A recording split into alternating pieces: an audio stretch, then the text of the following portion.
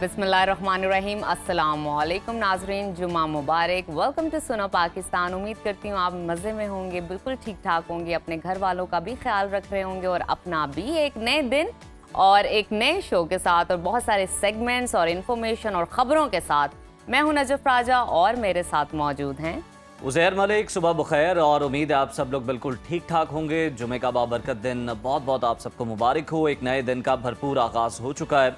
नाजरीन, जिस तरह से आप जानते हैं कि मुहर्रमुल हराम का महीना जारी है और आज जुमे का दिन है, इस दुआ के साथ प्रोग्राम का आज आगाज़ करते हैं कि इन मुबारक और पाक घड़ियों की बदौलत अल्लाह रब्बुल इज़्ज़त हमारे मुल्क, इसमें रहने वाले लोगों और इस मुल्क से मोहब्बत करने वालों की खैर फरमाए और नील के साहिल से लेकर ताबखा के काशगर उम्मत मुस्लिमा को ईमान, इत्तेहाद और तंजीम की दौलत से सरफराज फरमाए।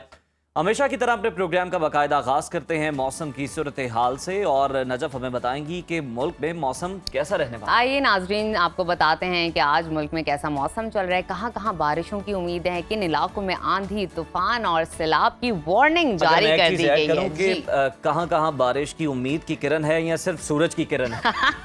बिल्कुल, आइए।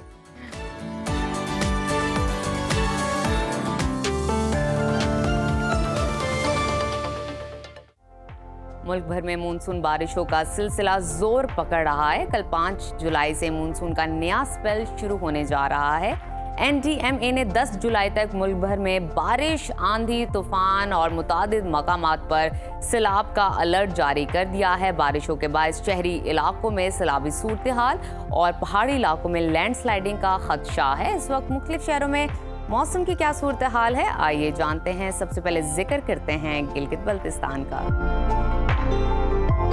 जहां गर्मी की लहर बरकरार है। गिलगित में पारा आज ज्यादा से ज्यादा 41 और कम से कम 19 डिग्री रहने का इम्कान है। स्कर्दू की जानिब चलते हैं, वहां पर आज दर्जा हरारत ज्यादा से ज्यादा 36 और कम से कम 13 डिग्री रहने की तवक्को है। महकमा मौसमियात ने आइंदा 24 घंटों के दौरान गिलगित बल्तिस्तान में मौसम गर्म और खुश्क रहने की पेशगोई की है। नजर डालते हैं आज़ाद कश्मीर के मौसम पर, जहां बेशतर इलाकों में बादल छाए रहेंगे। मुजफ्फराबाद में आज ज्यादा से ज्यादा दर्जा हरारत 39 और कम से कम 24 डिग्री रहने का इम्कान है।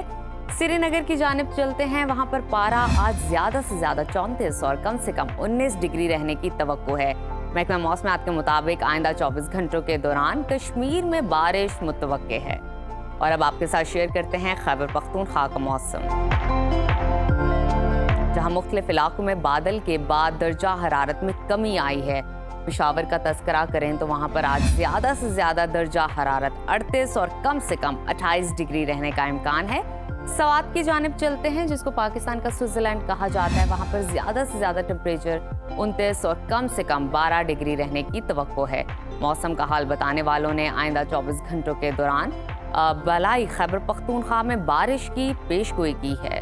और अब 5 दरियाओं की धरती पंजाब का तस्करा करते हैं, जहां वस्ती पंजाब के मुख्तलिफ शहरों में बारिश हुई है। लाहौर का दर्जा हरारत आज ज्यादा से ज्यादा 37 और कम से कम 27 डिग्री रहने का इम्कान है। शहर बेमिसाल इस्लामाबाद की जानिब चलते हैं, वहां पर ज्यादा से ज्यादा पारा 35 और कम से कम 26 डिग्री रहने का इम्कान है। मुल्तान की तरफ रुख करते हैं, वहां पर दर्जा हरारत आज ज्यादा से ज्यादा 41 और कम से कम 32 डिग्री रहने की तवक्को है। महकमा मौसमियात के मुताबिक आइंदा 24 घंटों के दौरान इस्लामाबाद, खित्ता पोटोखार, शुमाल मशरकी और जनूबी पंजाब में तेज हवाओं के साथ बारिश मुतवक्के है। और अब नजर डालते हैं सूबा बलूचिस्तान के मौसम पर, जहां सूबे के बेशतर अजला में गर्मी का राज बरकरार है। दालबदीन और नुकंडी में पारा 48 डिग्री तक पहुंच गया है। कोयटा का दर्जा हरारत आज ज्यादा से ज्यादा 39 और कम से कम 21 डिग्री रहने का इम्कान है।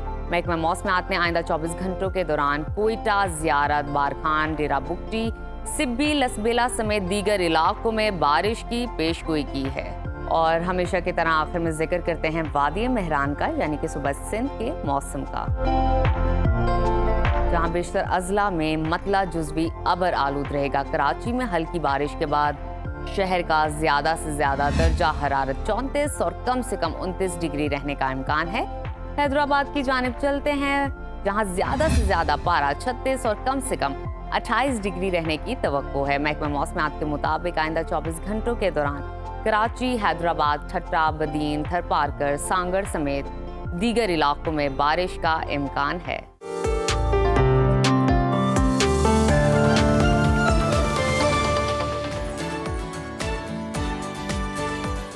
प्रोग्राम के सिलसिले को आगे बढ़ाते हैं, बात करते हैं मुल्की सियासत के हवाले से। तो मुल्की सियासी बिसात पर नई चालें चली जा रही हैं।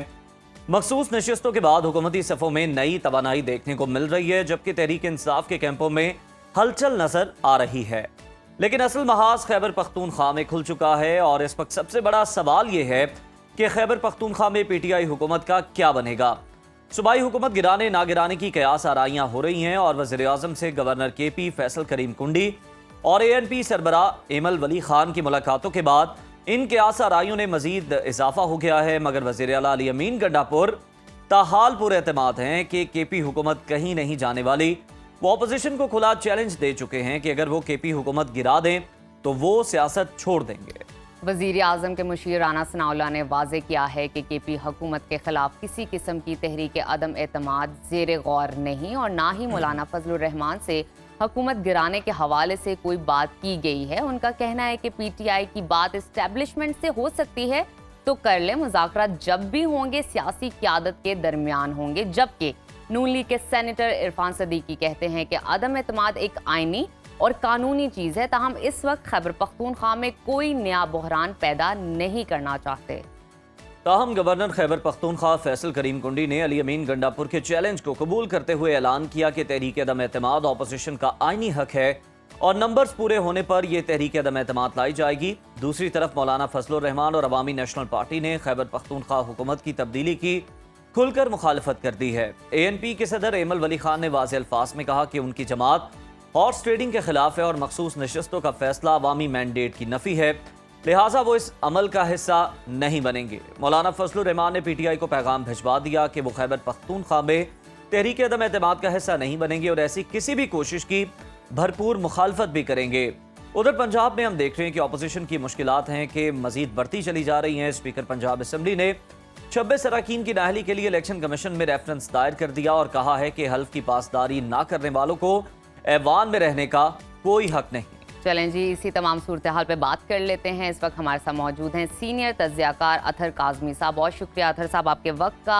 सबसे पहले आपसे जानना चाहूँगी, मखसूस नशिस्तों के फैसले के बाद KP में हुकूमत की तब्दीली की गूंज सुनाई दे रही है। अली अमीन गंडापुर चैलेंज दे रहे हैं कि हुकूमत गिरा कर दिखाएं, जबकि गवर्नर KP कहते हैं कि नंबर पूरे होने पर तहरीक अदम एतमाद लाएंगे। आपको क्या लगता है कि खैबर पख्तूनख्वा हुकूमत को कितना खतरा है इस वक्त? देखिए, मुझे नहीं लगता कि KP हुकूमत को कोई फौरी खतरा है। अली अमीन गंडापुर साहब ने कोई ऐसी हरकत तो की नहीं जिससे वफाक बहुत ज़्यादा नाराज़ हो, कोई ऐसी सियासी मज़ामत हो। मैं एडमिनिस्ट्रेटिव लेवल के ऊपर बात कर रहा हूँ।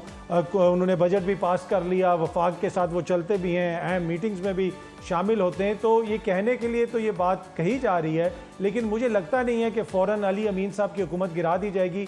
बाकी इस वक्त जो मुल्क के अंदर सूरत हाल है, आइन और कानून की जो सिचुएशन है, जैसे सीटें बांटी गई हैं, उसमें तो फिर कुछ भी हो सकता है। अगर आप वफाक को देखें, उनके पास यहाँ पे कितनी सीटें हैं और हुकूमत कितनी बड़ी है। अब 2/3 अक्सरियत भी आ गई है। शायद ऐसी अक्सरियत कोई खैबर पख्तूनख्वा में भी दिलवा दे, तो कहने को तो कुछ भी हो सकता है।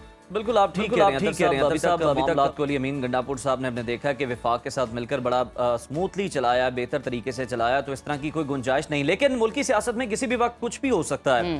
हॉर्स ट्रेडिंग और नंबर गेम में तब्दीली अब एक रिवायत बन चुकी है। ऑपोजिशन को 73 का हिस्सा पूरा करने के लिए और सिर्फ 20 आज़ाद अरकान की जरूरत है। अली अमीन गंडापुर साहब इतने पुरुमीद कैसे हैं, पुरएतमाद कैसे हैं कि उनकी हुकूमत नहीं गिराई जा सकती है? देखिए, ये बड़ी अनफॉर्चुनेट जो यकीनन जिसकी जानिब आपने भी इशारा किया कि हॉर्स ट्रेडिंग एक नॉर्मल चीज़ बन गई है। पहली बात यह है कि हमने इसको नॉर्मलाइज नहीं करना। जो लोग भी ये करते हैं वो कतन ना मुल्क के दोस्त हो सकते हैं, ना वो आइन के दोस्त हो सकते हैं। ये वो लोग हैं जिनकी वजह से हमेशा हमारे मुल्क को नुकसान पहुंचा। इनको शर्म आनी चाहिए जो अपना वोट बेचते हैं। क्या अवाम इनको वोट इसलिए देती है कि वो बेच के PTI में शामिल हो जाएं या नून लीग में शामिल हो जाएं? तो जो भी ये करेगा, मेरे ख्याल में वो पाकिस्तान की सियासत के साथ कोई अच्छा काम नहीं कर रहा होगा। हाँ, क्या अब ऐसा वहाँ पे हो सकता है? माजी के अंदर तो हुआ, लेकिन इस वक्त जो मौजूदा हालात हैं उसमें पहले जो टेस्ट आएगा वो आएगा सेनेट का इलेक्शन, और इसी वजह से मुझे नहीं लगता कि सेनेट के इलेक्शन से पहले हुकूमत को गिराने की कोशिश की जाएगी। पहले जिस तरीके से आइन और कानून को फतह किया गया वफाक में, उसी तरीके से सेनेट के इलेक्शन को फतह करने की कोशिश की जाएगी। अगर वहाँ पे इनकी बात चल गई, कुछ लोगों के ज़मीर जाग गए और कुछ लोग जाके हुकूमत के साथ शामिल हो गए, तो फिर ये शायद हुकूमत की तब्दीली का फ़ैसला करें। हाल ही में हमने देखा कि एक शख्स जिसका जो MNA है, कुरान पे हाथ रख के वो हलफ ले रहा है और वो भी जाके दूसरी जमात में शामिल हो गया। तो ये तो इस वक्त हमारी इखलाकियात की हालत है। ऐसे में फिर आप किस पे गिला करें और किस पे गिला ना करें। काज़मी साहब, आपने दुरुस्त इशारा किया, बड़ा प्रिंसिपल स्टैंड जो है वो इस पर लेने की ज़रूरत है, जो कि मौलाना फजलुर रहमान ले रहे हैं, और ये बड़ा अनफॉर्चुनेट है जो कि उस्मान साहब ने किया। बिल्कुल ऐसा ही है। और मज़ीद आपसे जानते हैं इस हवाले से, मौलाना फजलुर रहमान और अवामी नेशनल पार्टी ने KP हुकूमत गिराने के अमल का हिस्सा ना बनने का ऐलान किया है, जैसे कि अभी हम तज़किरा कर रहे थे। क्या मौलाना और ANP के बगैर अपोजिशन जमातें वज़ीर आला के खिलाफ तहरीक आदम एतमाद ला सकेंगी? क्या कहेंगे इस पर? के बगैर वज़ीर आला के खिलाफ अदम एतमाद आएगी या नहीं आएगी, देखिए तहरीक इंसाफ की तो बहुत बड़ी वहाँ पे लीड है।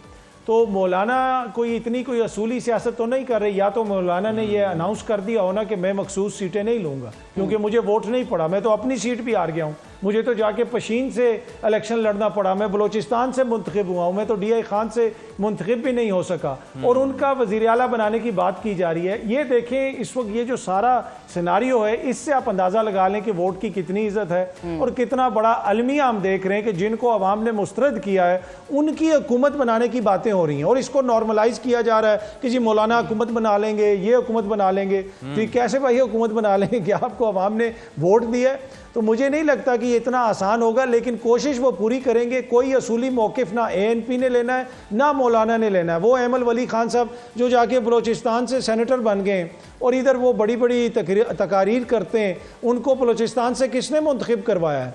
बलोचिस्तान में किसकी हुकूमत है, किसका असर व रसूख है, क्या हमें नहीं पता? तो मेरे ख्याल में कोई असूली मौक़िफ़ नहीं है। जब इनको मौका मिलेगा ये 1 मिनट नहीं लगाएंगे इक़्तिदार में आने में।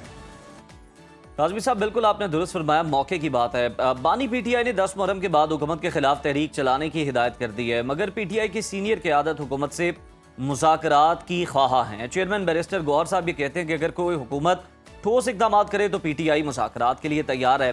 क्या PTI मुज़ाकरात करेगी या एहतजाज? क्योंकि क्लैरिटी नहीं है, कन्फ्यूजन है कि मिक्सचर ही कोई चीज़ें होंगी। टू बी ऑनेस्ट, कुछ लोग ये कहते हैं कि हुकूमत से मुज़ाकरात किए जाएं, लेकिन तहरीक इंसाफ के अंदर एक धड़ा ऐसा कहता है जो कहता है कि जी हुकूमत से मुज़ाकरात नहीं होने चाहिए, सिर्फ इस्टेब्लिशमेंट से मुज़ाकरात होने चाहिए। और ये वो धड़ा है जिसको खान साहब लीड करते हैं। खान साहब का ये बार बार मौक़िफ़ है, बार बार वो इसको दोहराते हैं कि भाई इस हुकूमत को तो ट्रंप भी मिलना पसंद नहीं करता, और वज़ीर दिफा भी बताते हैं कि जी मुझे वो न्यूज़ आइटम से पता चला कि किसकी किससे मुलाकात हुई, तो लिहाजा इनके पल्ले तो कुछ नहीं है, इनसे बातचीत नहीं होगी, हमने इस्टेब्लिशमेंट से बातचीत करनी है। इस्टेब्लिशमेंट फ़िलहाल इनके साथ बराह रास्त बातचीत करने के लिए तैयार नहीं है। वो किसी वाया के ज़रिए, किसी और के ज़रिए शायद कोई एंगेजमेंट वो कर लें, लेकिन बराह रास्त मुझे बातचीत उस तरह होती भी नज़र नहीं आ रही, जिसकी वजह से मैं ये समझता हूँ कि मुझे कोई नतीजा भी निकलता हुआ नज़र नहीं आ रहा किसी भी किस्म के मुज़ाकरात का। अतहर साहब, सियासत में तो धमकियों का सिलसिला जारी रहता है, लेकिन एक और धमकी आई है जो ताज़ा तरीन है, उस बारे में बात कर लेते हैं। वज़ीर आला अली अमीन गंडापुर ने एक बार फिर धमकी लगाई है और उनका कहना ये है कि एहतजाज के दौरान हुकूमत जो रवैया इख्तियार करेगी वैसा ही जवाब मिलेगा। वज़ीर मुमलिकत दाखिला तलाल चौधरी ने वाज़ेह किया है कि इस्लामाबाद पर चढ़ाई की तो सख्त एक्शन होगा। इस बार PTI का एहतजाज पुरअमन होगा या इस बार फिर से वही महाजराई देखने को मिलेगी हमें? माशाल्लाह, गंडापुर साहब की धमकी की तलाल आगे से जवाब, इसके ऊपर अब बंदा क्या बात करे। गंडापुर साहब तो हमेशा इसी किस्म की धमकियां देते हैं। देखें, जमहूरियत में कोई ताकत आपकी ताकत नहीं होती है। आपकी ताकत जो है वो वोट होता है, वो अवाम की मंशा होती है। इस वक्त वोट जो है खैबर पख्तूनख्वा में इमरान खान साहब के साथ है, तहरीक इंसाफ के साथ है। पूरे मुल्क के अंदर भी जो सूरत हाल है वो हमारे सामने है। हम अपने आप को एक दूसरे को तसल्लियाँ देने के लिए जो मर्जी कहते रहें, ख़त्म शुद्ध कर दें, वो कर दें, ये कर दें। आज मैं और आप भी इस मामले पे गुफ्तगू कर रहे हैं, इसलिए कर रहे हैं कि ये रेलेवेंट चीज़ें तो मुझे नहीं लगता कि कोई ऐसा खुदा न खास्ता एहतजाज होगा जिसमें कोई बहुत बड़ा तसादुम होगा। मुझे यही लगता है कि छोटी मोटी तहरीक चलेगी और साथ एंगेजमेंट का जो अमल है उसको भी आगे बढ़ाने की कोशिश की जाएगी। बिल्कुल ठीक कह रहे हैं आप काज़मी साहब। अब एक और सूबे की हम बात कर लेते हैं केपी के बाद। अब पंजाब असम्बली में अगर हम देखें तो हंगामा राई में मुलव्वस 26 अपोजिशन अरकान की नाअहली के खिलाफ कार्रवाई को मजीद तेज कर दिया गया, बल्कि यूं कह लें कि फास्ट ट्रैक पर ही डाल दिया गया है। स्पीकर पंजाब असम्बली खुद रेफरेंस लेकर इलेक्शन कमीशन पहुंच गए हैं। क्या स्पीकर साहब आपको लगता है कि अपने मकसद में कामयाब हो सकेंगे? जी, पंजाब असम्बली के अरकान को जो डी सीट करने की बात हो रही है, क्योंकि उन्होंने मरियम नवाज साहिबा के सामने एहतजाज किया। मेरे ख्याल में उनको सिर्फ डी सीट नहीं करना चाहिए, उनकी नेशनैलिटी भी खत्म करनी चाहिए। ये होते कौन है कि शाही खानदान की वज़ीर आला के सामने खड़े होकर वो एहतजाज कर लें? क्या इसी असेंबली में हमने नहीं देखा जब परवेज अलाई साहब को मारा गया था? क्या इसी असेंबली के अंदर हमने एहतजाज होते हुए नहीं देखे? क्या ये लोग आसमान से उतरे हैं कि इनकी तनख्वाहें 2 लाख से बढ़ा के 9-9 लाख कर दो, 12-12 लाख कर दो?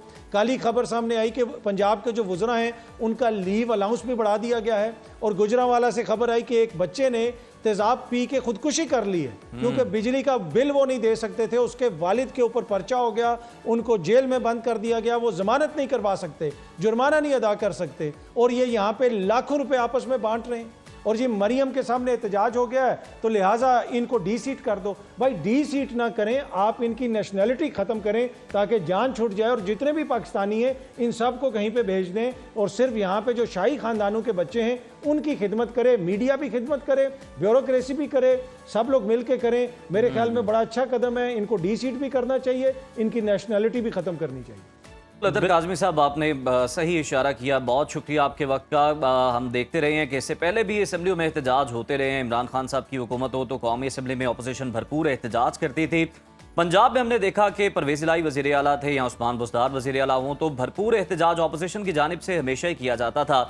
लेकिन इस बार जो हम देख रहे हैं कि जिस तरह से स्पीकर पंजाब असम्बली मलिक अहमद खान साहब हैं, उनके बारे में कहा जाता है कि बड़े समझदार ज़ीरक सियासतदान हैं और बड़ी हिकमत से काम लेते हैं, लेकिन वो खुद रेफरेंस लेकर इलेक्शन कमीशन पहुंच गए हैं और अपोजिशन के जितने अरकान हैं 26 अरकान के नाम सामने हैं जिनको डी सीट कराने की कोशिश की जा रही है, सिर्फ एहतजाज करने की पादाश में, वो भी वज़ीर आला पंजाब के सामने।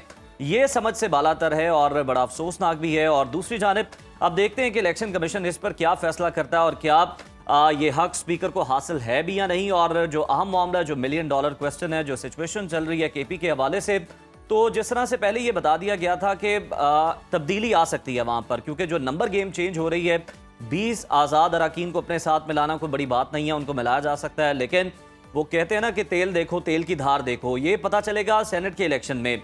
सेनेट के इलेक्शन में जब नई सफबंदी होगी, हुकूमती इत्तेहाद को ऑब्वियसली फ़ायदा होगा, उनकी सेनेट में नशिस्तें बढ़ेंगी, तो उसके बाद जो अरकान हुकूमत का साथ देंगे, यानी जिनका आर्जी तौर पे या एंड पे जाके ज़मीर जाग जाता है ना, जो कहते हैं कि जनाब हम हॉर्स ट्रेडिंग का शिकार नहीं है, लोटे नहीं है, हमारा तो ज़मीर जागा है, उसके बाद फिर केपी के अंदर जो सूरत हाल है वो चेंज हो सकती है। अभी तो हम देख रहे हैं कि मौलाना फजलुर रहमान साहब भी ये कह रहे हैं और ANP से एमल वली खान साहब भी ये कह रहे हैं कि हम हुकूमत तब्दील नहीं करना चाहते हैं। लेकिन सबकी जो आईब्रो है वो तब रेज हुई जब गवर्नर खैबर पख्तूनख्वा फैसल करीम कुंडी, जो कि बड़ा ऐलान कर रहे हैं कि मैं केपी के अंदर हुकूमत चेंज करके दिखाऊंगा, तब्दील करके दिखाऊंगा, और उनका और वज़ीर आला अली अमीन गंडापुर के दरमियान जो बयानात का सिलसिला, जो धमकियों का सिलसिला है, वो जारी रहता है। उन्होंने जब मुलाकात की एमल वली खान के साथ वज़ीर आज़म से, तो उसके बाद बहुत सारे सवालात खड़े हो गए और लोग इस तरह से देखना शुरू हो गए कि मौका जब मिलेगा तो ये ज़रूर होगा। मौलाना फजलुर रहमान भी, जो कि अभी असद कैसर को पाकिस्तान तहरीक इंसाफ की तरफ से जो जाके उनको मिलते हैं,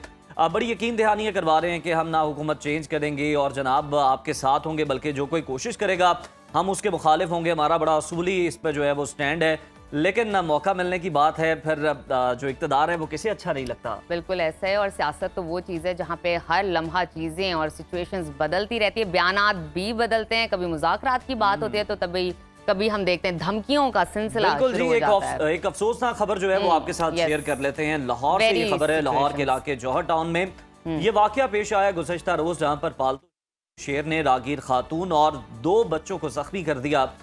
इत्तलात के मुताबिक जौहर टाउन के इलाके शादी खुई के करीब शेर अचानक घर की दीवार फलांग कर बाहर सड़क पर निकल आया और सामने वालों पर अंधाधुंध हमले करने लगा। सबसे पहले खातून शेर के हमले की जद में आई, वो शेर के पंजों की जद में आकर जमीन पर गिरी। शेर ने उन पर मजीद हमला किया, लेकिन खातून खुशकिस्मती से जिंदा बच गईं और शेर उनको छोड़कर आगे बढ़ा। दूसरे लोगों पर हमलावर हुआ और उसके बाद बच्चे शेर की हमलों की जद में आ गए। जख्मियों को फौरी तौर पर जिना अस्पताल मुंतकिल कर दिया गया, जहां खातून की हालत खतरे से बात बताई जाती है। ताहम बच्चों की हालत के बारे में बताया जा रहा है तशवीशनाक है। हम दुआगो हैं कि ये बच्चे जो हैं जल्द अज जल्द रिकवर कर जाएं। बिल्कुल नाजरीन, और आपको मजीद बताते हैं कि शेर के हमले के बाद इलाके में शदीद खौफ व हरास फैल चुका है। तर्जुमान महकमा वाइल्ड लाइफ के मुताबिक शेर और मालिक दोनों इस वक्त फरार हैं। गिरफ्तारी के लिए छापे मारे जा रहे हैं। गैर कानूनी और बगैर लाइसेंस शेर को रखना नाकाबिले जमानत जुर्म है। जिम्मेदारान के खिलाफ सख्त कानूनी कार्रवाई की जाएगी। दरख्वास्त मौसूल होने पर मुकदमा दर्ज कर लिया गया है। घर में वहशी जंगली जानवर पालने पर पाबंदी है, लेकिन देखा जाए तो इदारे नाम नेहाद बासर लोगों से इन जानवरों को छुड़ाने में नाकाम, क्योंकि सबको ही पता है यहाँ तो फिर पैसा चल जाता है, यहाँ सिफारिश काम आ जाती है। खैर, इसी से मुतालिक मजीद तफसीलात जान लेते हैं, बात कर लेते हैं। क्राइम रिपोर्टर हैं हमारे मिर्जा रमजान बेग। रमजान, ना हमें ये बताइएगा ये वाकया कब किस तरह से पेश आया, और ये भी बताइएगा कि इस तरह के जंगली जानवरों को घरों में रखने के लिए क्या कवानीन हैं, क्या ज़ाब्ते हैं जो कि महकमा वाइल्ड लाइफ की जानिब से और इदारों की जानिब से बनाए गए हैं? जी बिल्कुल जी, बहुत शुक्रिया। ये बड़ा अफसोसनाक वाकया जो है वो रात तकरीबन 9:30 बजे के करीब जोहर टाउन का इलाका है शादी हुई, वहाँ पर ये पेश आया कि एक डेरेदार तो मलक नाज़म और मलक शानी था, उसने पालतू शेर जो है वो पाल रखा था कि इस दौरान गली में खेलती एक बच्ची और एक बच्चा और एक औरत जो वहाँ पर मौजूद थी, और इसी दौरान डेरे से निकलकर शेर ने इन पर हमला कर दिया, जिसके नतीजे में तीनों जो थे, बच्ची और एक बच्चा जो अजान था और बच्ची का नाम जोया था, और खातून 20 साला जिसका नाम समीना बताया गया था, वो जख्मी हो गए और तीनों को फौरी तौर पर तिब्बी इमदाद के लिए मुकामी अस्पताल जिना मुंतकिल किया गया। इसके बाद जो है वो अहले मोहल्ला ने शोर शराबा किया और फौरी तौर पर जो है शेर वहाँ डेरे के अंदर चला गया, और पुलिस को भी इत्तला मिली। पुलिस भी मौका पर पहुँच गई और उन्होंने फौरी तौर पर उसकी गिरफ्तारी के लिए छापे मारने शुरू कर दिए, और रात के FIR जो है वो नामजद मुल्ज़म जो मलक शानी और मलक नाज़म जिन्होंने ये पालतू शेर पाल रखा था, इनके खिलाफ 324 की और 289 और रमजान मुकदमा दर्ज हो चुका है, गिरफ्तारी अमल में आई है, क्योंकि इत्तलात ये आ रही है कि शेर और मालिक दोनों ही जो हैं वो गायब हैं। नहीं, इसमें मैं अपडेट कर दूं कि रात के पुलिस ने और वाइल्ड लाइफ की टीमों ने छापे मारकर जो मलक शानी था मालक, उसको भी गिरफ्तार कर लिया है। अच्छा। और उसके कब्जे से शेर भी बरामद कर लिया है, और शेर को पुलिस ने वाइल्ड लाइफ के हवाले कर दिया है। वो वाइल्ड लाइफ वाले शेर को अपनी तहवील में लेकर चले गए हैं।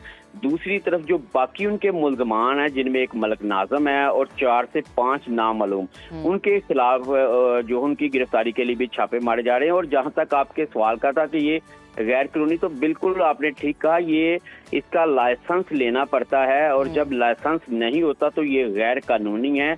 अब इसमें तफ्तीश की जा रही है कि आया किसके पास लाइसेंस है था या नहीं है था। अच्छा रमजान, ये बताइएगा अगर आपके पास लाइसेंस है भी तो आप इस तरह के गुंजान आबाद इलाकों में, इस तरह के रिहायशी इलाकों में इस तरह के जंगली जानवर रख सकते हैं? लाइसेंस ये इख्तियार देता है? बिल्कुल जी, ये गैर कानूनी है, और वाइल्ड लाइफ के अफसरान से भी हमारी बात हुई और पुलिस से भी कि आप रहायशी इलाकों में ये शेर नहीं रख सकते क्योंकि ये गैर कानूनी है। इस हवाले से पुलिस का भी वाज़ेह मौक़िफ़ था, जिसके बाद मुल्ज़म की गिरफ्तारी के लिए अच्छा रमजान, ये भी बताइएगा कि अच्छी बात तो ये है कि शेर को कब्जे में ले लिया गया है। हमें बताइए कि जो जख्मी हालत में बच्चा है और औरत है, क्या वो ठीक हैं?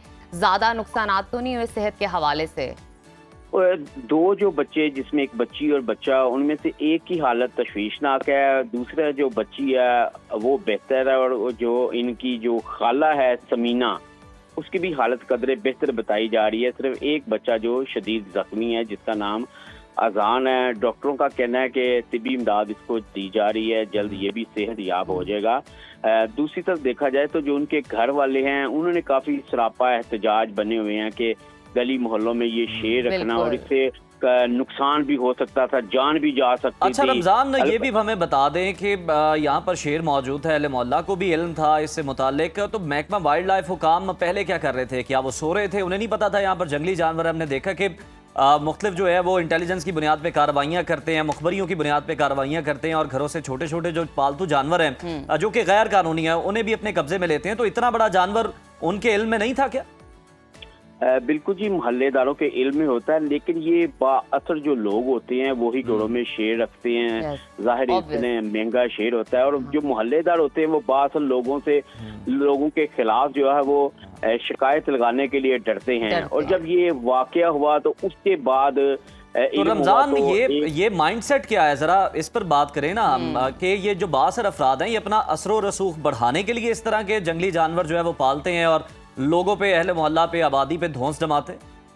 बिल्कुल जी, ऐसा ही है। देखे ना, ये एक शादी हुई जोहर टाउन एक बड़ा इलाका है और वहाँ पर शेर रखना, और ये जाहिर सी बात है रहायशी इलाके में तो शेर पहली बात आप रख नहीं सकते, और जो रखा हुआ है तो वो लोगों पे दबाव होता है, वो गरीब आदमी जो वहाँ पे रहते हैं उनके खिलाफ कभी शिकायत नहीं करते जी। तो वो पुलिस जब ये पहुंची है तो फिर मोहल्लेदारों को उन्होंने, मीडिया को भी बयान नहीं दे रहे थे कि कल को ये जो बाअसर लोग हैं जिन्होंने शेर पाला हुआ था, जिनके खिलाफ कोई कार्रवाई ना करें या इनको डराएं धमकाएं ना।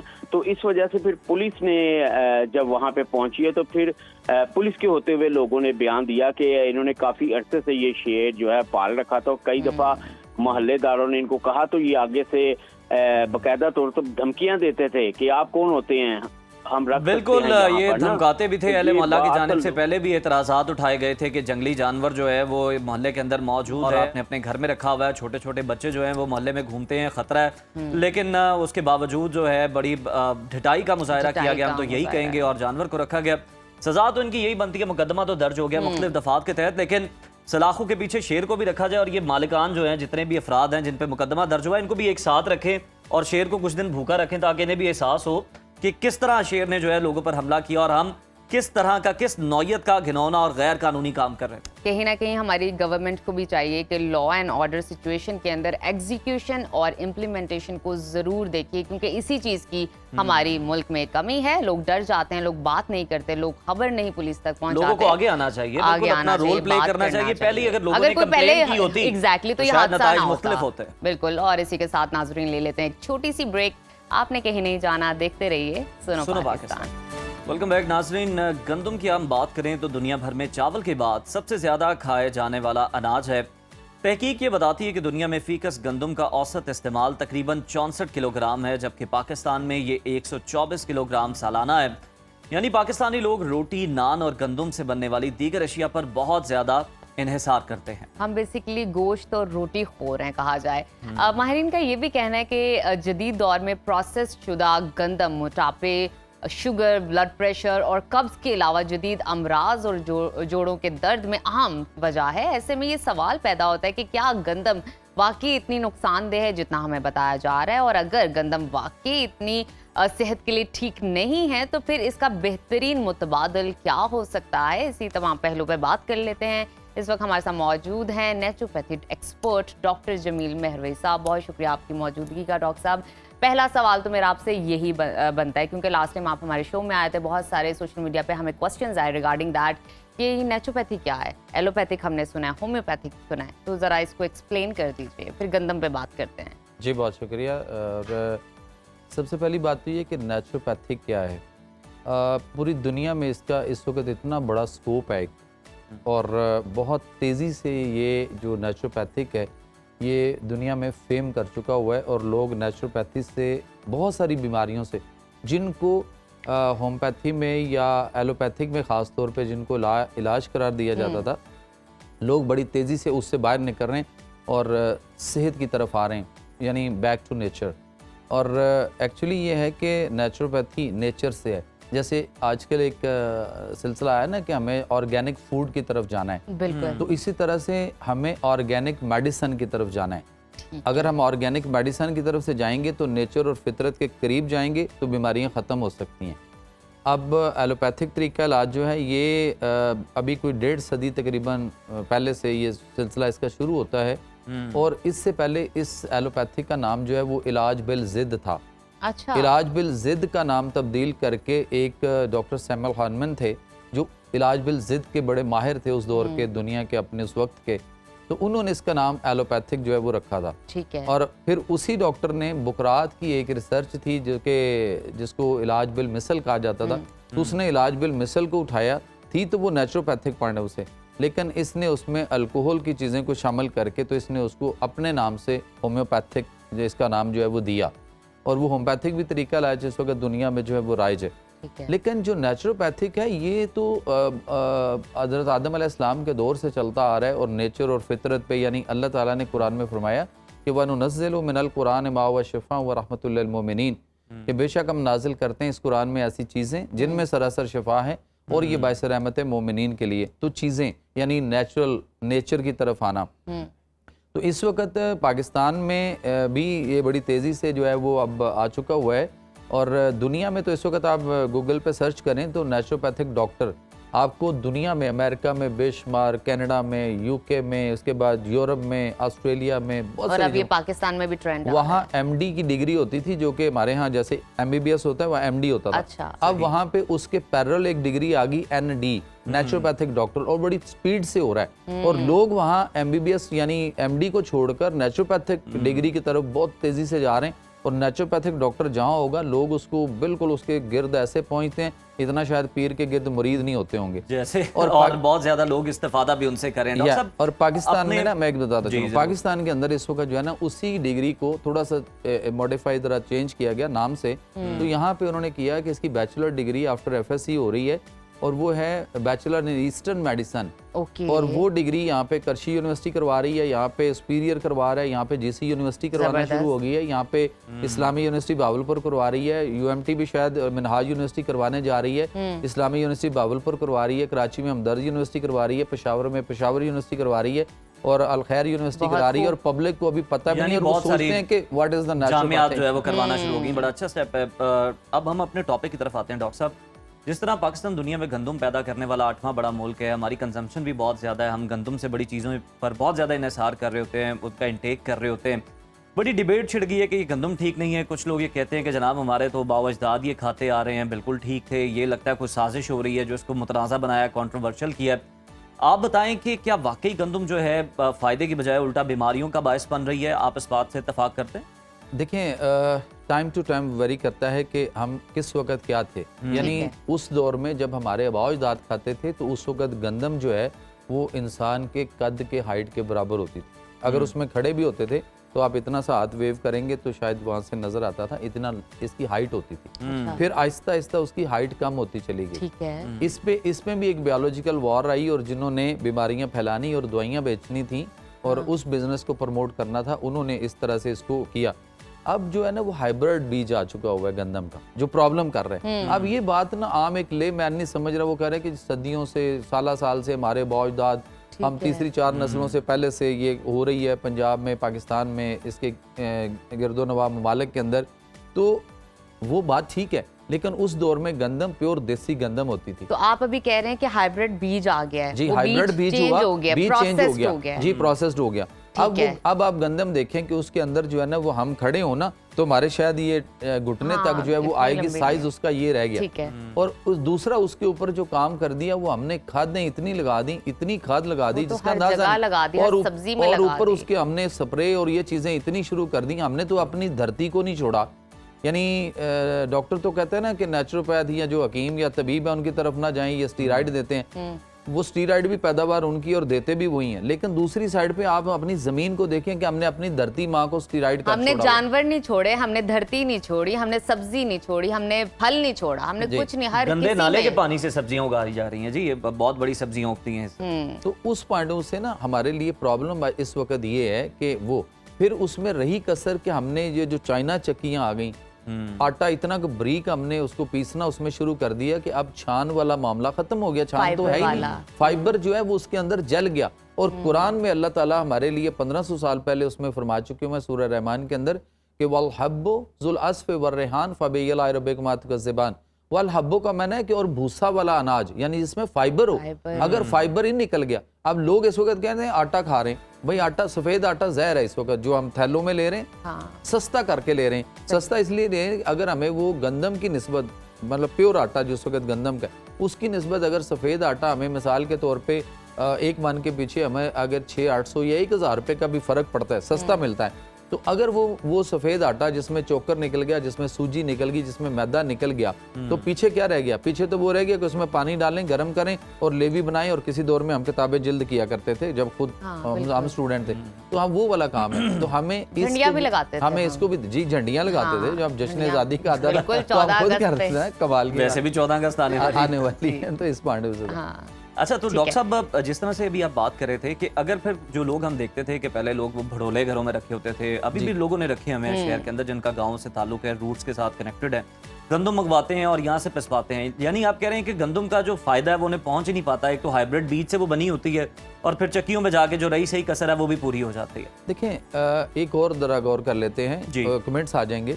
किसान से हम पूछ लेते हैं कि किसान जो है, जब हमारे बड़े अबाउजदाद थे तो वो इसी गंदम को बतौरे बीज जब वो उगा लेते थे तो इसी गंदम को अपना भी पड़ोला भरते थे, बोरियों में भी रखते थे और लोग भी खरीदते थे और बिकती भी थी जी। फिर उसी में से वो जो अच्छी वाली कोई उनकी गंदम किसी जगह पे साफ सुथरी होती थी तो उसको बतौरे बीज जो है वो अनाज के बीज के तौर पे भी रखा जाता था और 1 साल पड़ा रहता था और अगले साल वो किसान अपने घर से वही बीज को छटा लगा के उगाता था। आज आप उसी गंदम को जो इस साल पैदा हुई है, आप उसको जरा बतौरे बीज रख के देखें और उसके बाद उसको आप जरा उगा के देखें अगले साल में, वो इतनी पैदावार, इतनी अच्छी फसल नहीं देगी, ना इतनी वो कमाल की होगी। तो किसान को हर साल नया बीज परचेज करना पड़ रहा है। इट मींस के जो हाइब्रिड बीज बना रहा है पीछे बैठा हुआ और जो उसके अंदर इंसान की फितरत को छेड़कर बीमारियों को फैला रहा है, हमें उस पर गौर ही नहीं और हम सिर्फ बैठे हुए ना। उसका लाइफ स्पेन बहुत कम है, टाइम इंटरवल बहुत कम है, जिसके 1 साल से ज्यादा नहीं आप नहीं हो सकता ना। वो 1 साल के बाद उसको वो उग जरूर जाएगी लेकिन उस लेवल की नहीं उगेगी, तो आपको बीज भी परचेज करना पड़ रहा है कहीं से। तो हम समझते हैं कि यहूदों ने सारा हमारे लिए बहुत फायदेमंद है, वो तो कुरान कहता है कि वो हमारे, यानी ये खाद और बीज बेचने वालों ने भी ना जमीन के साथ जो है वो छेड़छाड़ करके उसे उस तरह से नाकाबिले काश बना दिया, या उसे कह दें कि उतनी उससे पैदावार नहीं होती जितनी पहले हुआ करती थी। अल्लाह ताला ने कुरान में सूरह रूम के अंदर चैप्टर 30 वर्स 30 अल्लाह फरमाते हैं कि हमने इंसान तुम्हारे समेत जो कुछ भी पैदा किया कायनात में, अल्लाह फरमाते हैं ये हमने एक फितरत और नेचर पर पैदा किया।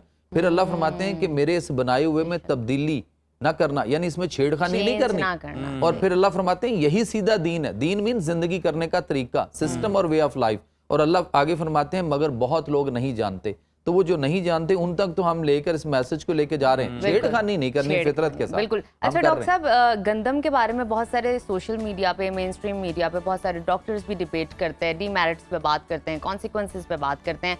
इसको जिसने टक्कर दी है वो है मल्टी ग्रेन आटा। ये एक नया फॉर्मूला, एक नई चीज निकली है, बहुत सारे लोगों को नहीं पता। डिजिटल मार्केटिंग के साथ बेचा जा रहा है। एग्जैक्टली, लोग खुद भी उसके थ्रू खुद को बेच रहे हैं, साथ अपनी मार्केटिंग भी कर रहे हैं, साथ वो आटे को भी बेच रहे हैं, स्पॉन्सर चल रहे हैं, पीआर चल रही है। अगर पैसा कमाना हो ना तो इस वक्त जो है वो अल्हम्दुलिल्लाह अल्लाह के फजल से लोग जो है ना वो मेरी बात सुनते हैं और उस पे ऊपर एक वीडियो चलती है तो उसके ऊपर को 30-35 हज़ार कमेंट्स आते हैं। अगर मैंने आटा बेचना हो ना तो यकीन करें कि मैं महर से महरवी हूँ और मैं अराई फैमिली से मेरा ताल्लुक है, खेती बाड़ी है, बावजदाद करते रहे हैं। अगर मैं भी मल्टीग्रेन आटा बनाऊं ना तो यकीन करें मैं इस मुल्क में नहीं पूरी दुनिया में इतना का आटा बेच जाऊं।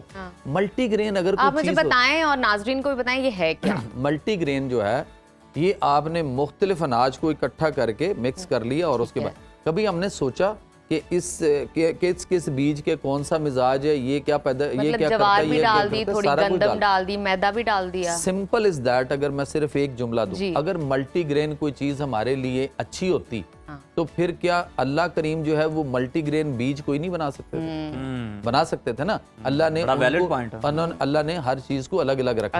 एक वक्त में एक सालन, एक डिश की आप सल्लल्लाहु अलैहि वसल्लम ने जो है वो हदीस में फरमाया कि एक वक्त में एक डिश, एक सालन, एक चीज की बात की। अब लोग यहाँ कहते हैं कि नबी करीम सल्लल्लाहु अलैहि वसल्लम के यहाँ कई दिन चूल्हा नहीं जलता था, यानी वो ये शो करना चाहते हैं शायद नाउज़ुबिल्लाह कि उनके यहाँ कोई गुर्बत का सिलसिला था।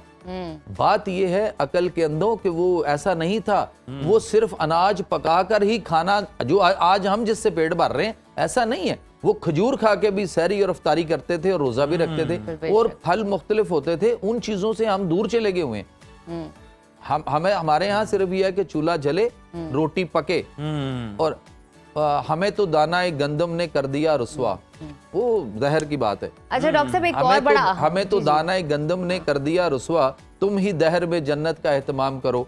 तो बात ये है कि वो हमारे जो सबसे बड़े हमारे आबा अजदाद जद्दे अमजद हजरत आदम और अम्मा हवा, वहाँ पे गंदम के दाने का सिलसिला तो वहाँ भी शुरू हो गया था। और हालात डॉक्टर साहब मल्टीग्रेन भी ठीक नहीं है, तो फिर मुतबादिल बता दें गंदम का। देखें, गंदम का बेहतरीन मुतबादिल मैं नबी करीम सल्लल्लाहु अलैहि वसल्लम की ज़ात अक़दस को देखता हूँ, तो आप सल्लम ने अपनी, आप उसवा हसना उठा के देख लीजिए, आप सल्लम ने सबसे ज़्यादा अपनी ज़िंदगी में जौ का दलिया और जौ की रोटी जो है वो तनावल फरमाई है। ज़िंदगी में आप सल्लम ने बहुत कम, शायद 2, 4, 5 दफ़ा कहीं गंदम की रोटी खाई ज़रूर है, लेकिन वो गंदम थी। ये वाली आज वाली हाइब्रिड बीज और खादों वाली, स्प्रे वाली, और जिसके अंदर बेशुमार मसाले, ये नहीं। तो उसके बाद मैदा की चीज तो आपने कभी चखी भी नहीं। तब का लाइफस्टाइल हमारा और था, आज का लाइफस्टाइल और है। एक गली चलना हो तो गाड़ी पे जाते हैं, वहाँ पे आप कितना चला करते थे, कितनी मुशक्कत हुआ करती थी। आखिरी सवाल आपसे, ये रोटी खाने का सही तरीके का, दुरुस्त तरीके का, दिन में कितनी दफा रोटी खानी चाहिए? जब मन करे तब रोटी खा लें, या एक तरीके कार है कि सुबह के टाइम आटे खाएं की या शाम कीमतों के का कंपैरिजन टाइम किया तो खाएं? गरीब को तो यही वाइट आटा ही जो है वो सूट करता है। उसके बजट में वाइट आटा सूट करता है उसको, 1000 रुपया सस्ता ले रहा है ना, लेकिन सफेद आटा खा के थैले का 1000 रुपया मन के पीछे अगर सस्ता पड़ता है, तो सर उससे जो मैदा या पेट की कोई बुखार या कोई जुकाम या कोई फ्लू या कोई और कोई भी ऐसी छोटी मोटी बीमारी जो आम रूटीन में हो रही, अगर उसमें कोई एक दफा पेट लूज हो गया, मैदे में दर्द हो गया, तो जब डॉक्टर के पास गए, उससे ज्यादा दे देने, 2-3 हजार रुपए की ड्रिप लगेगी और 1000 रुपए हमने बचाया था, तो फिर हमने किया क्या? दूसरी बात यह है कि हमें खाने में जो है, एक तो सुबह हम जो पराठा लेते हैं, सफेद आटे की रोटियां बनाते हैं, और वो कहते हैं हमारे कुरकुरे पराठे उसी से बनेंगे, फिर मैदे का अंधाधुंध इस्तेमाल हो रहा है। इससे जरा हमें बाहर निकलना होगा। हमें अगर गंदम लेनी है तो फिर वो देसी गंदम आप ढूंढें। सिंध के कुछ इलाकों में मुझे पता चला है कि वहाँ पे कुछ एरियाज में वो पुराने वाला कोई बीज अभी कहीं थोड़ा बहुत है, वरना उन्होंने जो पीछे बैठे हैं ना, वो उन्होंने तो ये तो डॉक्टर साहब जो शीर लाने के मुताबिक है। अब बात यह है कि हमारे पास जौ मौजूद है, हम जौ का आटा या जौ का दलिया, हम उन चीजों की तरफ हमें जो है वो आना पड़ेगा। और ये भी जरूरी नहीं, आप फल खा के जिंदा नहीं रह सकते, लेकिन हमारे यहाँ ट्रेंड बन गया कि नहीं, फल कब खाना है, जब हम पेट भर लेंगे तो उसके बाद कहते हैं फल आना चाहिए, और फिर फल खाएंगे तो फल बहुत अच्छा है। उसके अलावा हमारे यहाँ गोश्त जो है उसको शोरबे वाला बनाया जाए, उसको भी इंटेक किया जाए, सब्जियां जो है उनको पकाई जाए, सब्जियों को बतौर सालन भी पेट भरा जा सकता है, लेकिन हम चाहते हैं नहीं 4 नान जरूर खाने हैं थोड़े से हलीम के साथ, तो फिर ही पेट भरेगा। तो फिर बीमारियां और मसाइल जो है ना वो हमें उनसे कोई बचा नहीं सकता ना, मसले ये बने पड़े। बिल्कुल ठीक है डॉक्टर साहब, बहुत शुक्रिया आपकी मौजूदगी का। बहुत सारी इन्फॉर्मेशन आज हमें आपसे मिली है, हमारे नाजरीन को भी बहुत सारे कॉन्सेप्ट्स हमारे क्लियर हो गए, मल्टीग्रेन के हवाले से, व्हीट के हवाले से, क्या खाना चाहिए, रोटी कितनी खानी, कितनी नहीं खानी, किस तरह खानी है, सारे मामलात। तो अगर ये सेगमेंट आपका मिस हो गया तो घबराने की ज़रूरत नहीं है, सोशल मीडिया पे जाके आप इसको दोबारा देख सकते हैं, पैटर्न भी और अफादियत भी हासिल कर सकते हैं। और साथ ही जो हमने डॉक्टर साहब से इतनी मेहनत से इसका गंदम का मुतबादिल पूछा ना, उसको भी अब आप अपनाएं, जो कि जो है, जो कि बेहतरीन इसका हल है, मुतबादिल है, तो आप उसकी तरफ आएँ, उसका दलिया इस्तेमाल करें, उसका आटा इस्तेमाल करें, जो कि आपकी सेहत के लिए बहुत ज्यादा बेनिफिशियल है। ऐसी अच्छी बात के साथ लेते हैं एक छोटी सी ब्रेक, स्टे विद अस, हमारे साथ रहिए। वेलकम बैक टू सुनो पाकिस्तान। नाजरीन, दुनिया में आलमी रिकॉर्ड तो बहुत से लोग बनाते हैं, मगर आज हम आपकी मुलाकात एक ऐसी शख्सियत से कराने जा रहे हैं जो सबसे ज्यादा आलमी रिकॉर्ड बनाने का एजाज रखते हैं। आप में से बहुत से लोग पहले से इन्हें जानते होंगे, क्योंकि इन्होंने आलमी रिकॉर्ड ऐसे तोड़े हैं, जैसे कहा जाता है ना, लोग दरख्त से जामुन तोड़ते हैं। एक बार तो उन्होंने सिर्फ 48 घंटे में 20 आलमी रिकॉर्ड तोड़ डाले स्पेशली। और उनका अगर हम देखें ताज़ा तरीन कारनामा तो वो ये कि उन्होंने बरतानिया के जोशबा लियाला के 1 मिनट में 374 मुक्कों का आलमी रिकॉर्ड तोड़ते हुए 60 सेकंड के अंदर 386 बार टारगेट को पंच मार के एक और आलमी रिकॉर्ड अपने नाम किया। और सिर्फ यही नहीं बल्कि उनकी बेटी भी वर्ल्ड रिकॉर्ड होल्डर है, और उनके वालिद भी आलमी रिकॉर्ड बनाने वाले पाकिस्तान के मुअम्मर तरीन शख्स हैं। तो आइए आपकी मुलाकात करवाते हैं इनफरादी तौर पर 126 और मार्शल आर्ट्स कैटेगरी में 154 आलमी रिकॉर्ड बनाने वाले पाकिस्तान के हीरो राशिद नसीम से। राशिद साहब, वेलकम टू सुनो पाकिस्तान। सबसे पहले तो हमारी तरफ से ये जो हालिया और ताज़ा तरीन कामयाबी है, ये आपको बहुत बहुत मुबारक हो। सिर्फ 1 मिनट के अंदर 386 टारगेट को हिट करना कितना मुश्किल या कितना आसान था, کیونکہ آپ جس طرح سے ریکارڈ بناتے ہیں لگتا ہی نہیں کہ آپ کے لیے یہ کوئی مشکل چیز ہے. سر آپ اصل میں ہوتا یہ ہے کہ جتنے بھی لوگ سن رہے ہوتے ہیں ان کو ریکارڈ بن کر نظر آتا ہے, لیکن اس کے پیچھے جو ہماری محنتیں ہوتی ہیں اور اس کے پیچھے جو ہماری ایفرٹس ہوتی ہیں, راشد صاحب بتائیں نا آج پھر بتائیے, شیئر کیجیے. وہ اگر آپ دیکھیں تو آپ یقین کریں کہ آپ کی آنکھوں میں آنسو آ جائیں گے. اور 3 گھنٹے 4 گھنٹے جو ہے وہ ایک ٹائم میں پریکٹس ہو رہی ہوتی ہے. اور یہ جو باکسنگ پنچ والا جو ریکارڈ تھا, اور یہ بہت ینگ ایتھلیٹ ہیں, اور ان کو grains book of world record نے اپنے آفیشیل آرٹیکل میں دنیا کا فاسٹسٹ پنچ ایکسپرٹ قرار دیا تھا.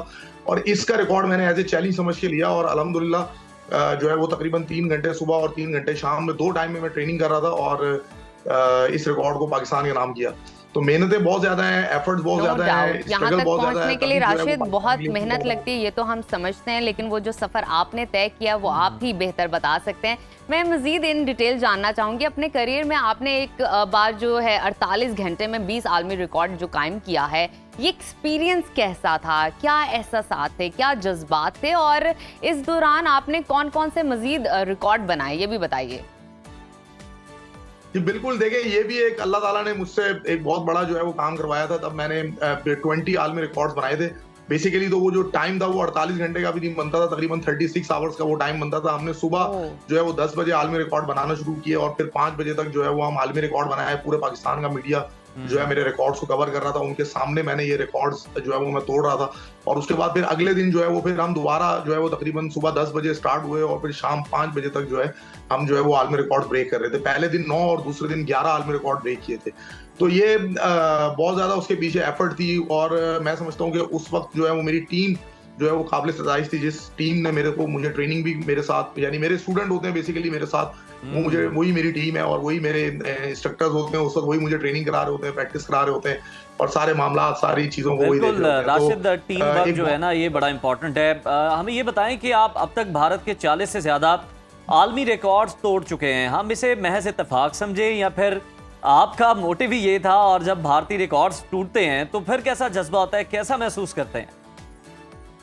دیکھیں بھارتی ریکارڈ جب نظر آتا ہے تو کوشش تو یہی ہوتی ہے کہ پہلے بھارتی ریکارڈ توڑا جائے, لیکن کیونکہ میں مارشل آرٹ کی تمام کیٹیگریز کو پاکستان میں لانا چاہتا ہوں, تو مارشل آرٹ کی کیٹیگری کے اندر کوئی بھی عالمی ریکارڈ ہولڈر ہو تو میں اس ریکارڈ کو جو ہے کوشش کرتا ہوں کہ بریک کروں. تو دنیا کے جو بہترین ورلڈ ریکارڈ ہولڈرز ہیں اپنی اپنی فیلڈ میں, ان سب کے ساتھ جو ہے نا میرا مقابلہ چلتا ہے, اور وہ کسی ایک کیٹیگری میں عالمی ریکارڈ بنا رہے ہوتے ہیں.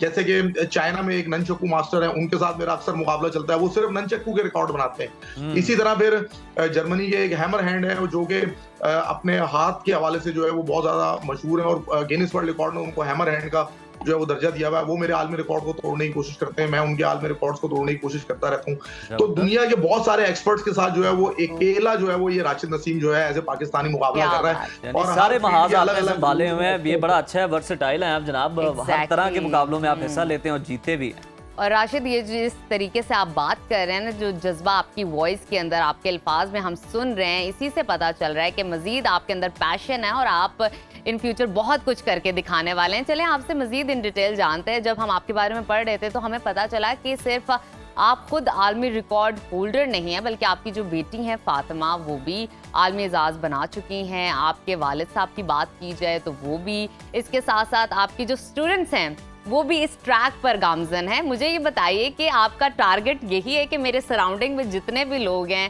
وہ Guinness book of world record میں ہی شامل ہوں, کیا معاملات ہیں؟ بلکہ راشد میں یہ ایڈ کرنا چاہوں گا, مجھے تو یوں لگ رہا ہے آپ وہ سایہ دار درخت ہیں جس کے نیچے بیٹھنے والے جو ہے نا وہ بھرپور فائدہ اٹھا رہے ہیں, استفادہ کر رہے ہیں. جی دیکھیے جی, جب میں نے گینیس ورلڈ ریکارڈ بنانا شروع کیا تو میں نے اسی وقت یہ فیصلہ کر لیا تھا کہ اپنے ساتھ ساتھ جو ہے اگر میں گینیس ورلڈ ریکارڈ بنانے میں کامیاب ہوا تو اپنے ساتھ ساتھ اپنے اسٹوڈنٹس کو بھی گینیس ورلڈ ریکارڈ بنانے میں جو ہے وہ ساتھ آگے لے کر آؤں گا. تو جب میں نے 5 عالمی ریکارڈ بنائے تھے, اور اسی وقت جو ہے میرے 3 عالمی ریکارڈ میں کمپلیٹ کر چکا تھا, اور جب میں چوتھا اور 5واں عالمی ریکارڈ بنا رہا تھا تو میرے ساتھ جو ہے وہ میرے اسٹوڈنٹ بھی عالمی ریکارڈ بنا رہے تھے. تو 7 عالمی ریکارڈ جو ہے وہ میں ٹوٹل بنا چکا تھا, اور میرے جو اسٹوڈنٹ تھے وہ بھی ماشاءاللہ 2 اسٹوڈنٹ تھے جو کہ Guinness book of world record میں اپنا نام درج کرا چکے تھے. تو پھر میں نے جب اپنے والد کے اندر صلاحیتیں دیکھی, جب وہ 73 سال کے ہیں, میں نے ان کو سب سے پہلے میں اپنی بیٹی کو لے کر آیا, وہ 7 سال کی تھی, تو خواہش تھی کہ مارشل آرٹ میں وہ دنیا کی سب سے کم عمر گینیس ورلڈ ریکارڈ ہولڈر بنے. پھر میں اپنی بیٹی کو بیٹے کو لے کر آیا, والد صاحب کو سامنے لے کر آیا. پھر میرے گھر میں میری وائف رہ گئی تھی, تو پھر میں نے اپنی وائف کو جو ہے وہ ٹرین کیا, اور میری وائف نے بھی جو ہے ایلبو اسٹرائکس کا جو ہے وہ 3 منٹ کا جو ہے وہ ورلڈ ریکارڈ بنایا. بالکل زبردست ہے راشد. آپ نے صرف خود تک ہی یہ جو فن ہے, جو یہ ہنر ہے, جو یہ آپ کی محنت ہے, جو یہ قابلیت صلاحیت ہے, اس کو محدود نہیں رکھا, بلکہ اپنے جتنے لوگ ہیں آپ کے ان تک بھی اس کو پھیلایا ہے, اور وہ بھی بڑا جو ہے نام روشن کر رہے ہیں, آپ کا بھی, ملک کا بھی. تو اس بات پہ ہمیں بڑا فخر ہے, ہم بڑا پراؤڈ فیل کر رہے ہیں. آپ کا بہت شکریہ. اس کے ساتھ ہی لیتے ہیں ایک چھوٹی سی بریک. کہیں مت جائیے, دیکھتے رہیے سنو پاکستان. ملک بھر میں گرمیوں کی چھٹیوں کا سلسلہ جاری ہے, اور گرمیوں کی چھٹیاں جہاں پر آتی ہیں تو بچوں کے لیے خوشیوں کا باعث تو ہوتی ہیں, وہیں والدین کے لیے ایک بہت بڑا چیلنج بن جاتی ہیں. اور اس وقت ہر گھر میں ایک ہی سوال سننے کو ملتا ہے کہ گرمیوں کی چھٹیوں میں بچوں کو کیسے مصروف رکھیں. اور ایسے میں ڈے کیئر سینٹر کا بڑھتا رجحان والدین کے لیے ایک بڑی سہولت کے طور پر سامنے آیا ہے.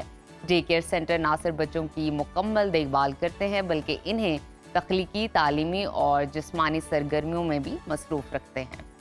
اور جی ہاں, اس حوالے سے ہم دیکھتے ہیں کہ لوگ جو ہیں بہت زیادہ اویئر بھی ہیں, اور اب جو ڈے کیئر سینٹرز ہیں ان کا جو رواج ہے وہ بہت زیادہ ہو چکا ہے. بلکہ ہر جگہ پہ اب ہمیں یہ ڈے کیئر سینٹرز نظر آتے ہیں, جن کی بڑی اشد ضرورت جو ہے وہ ورکنگ وومنز جو ہیں خاص طور پر وہ فیل کرتی تھی. اور گرمیوں کی چھٹیوں میں اگر ہم دیکھیں تو جناب بڑی لمبی چھٹیاں ہوتی ہیں, طویل چھٹیاں ہوتی ہیں, بچے بھی گھر رہ کر اکتا جاتے ہیں, والدین بھی اکتا جاتے ہیں انہیں برداشت کر کے ان کی شرارتوں کو. ایسا ہی ہے, اور اس کے ساتھ ساتھ ایجوکیشنل پوائنٹ آف ویو سے یہ بہت بہترین ہے. آپ کے بچے اسکل سیکھتے ہیں, کو ریلیشن سیکھتے ہیں, بات چیت, باتیں بنانا سیکھتے ہیں, کچھ جملے سیکھ کے آتے ہیں, پبلک اسپیکنگ انہیں سکھائی جاتی ہے, اور بہت ساری چیزیں سکھائی جاتی ہیں جو کہ عملی زندگی میں ان کے بڑے کام آتی ہیں. تو اس سے متعلق ایک بڑا اچھا پیکج ہے, ہم آپ کو وہ دکھائیں گے.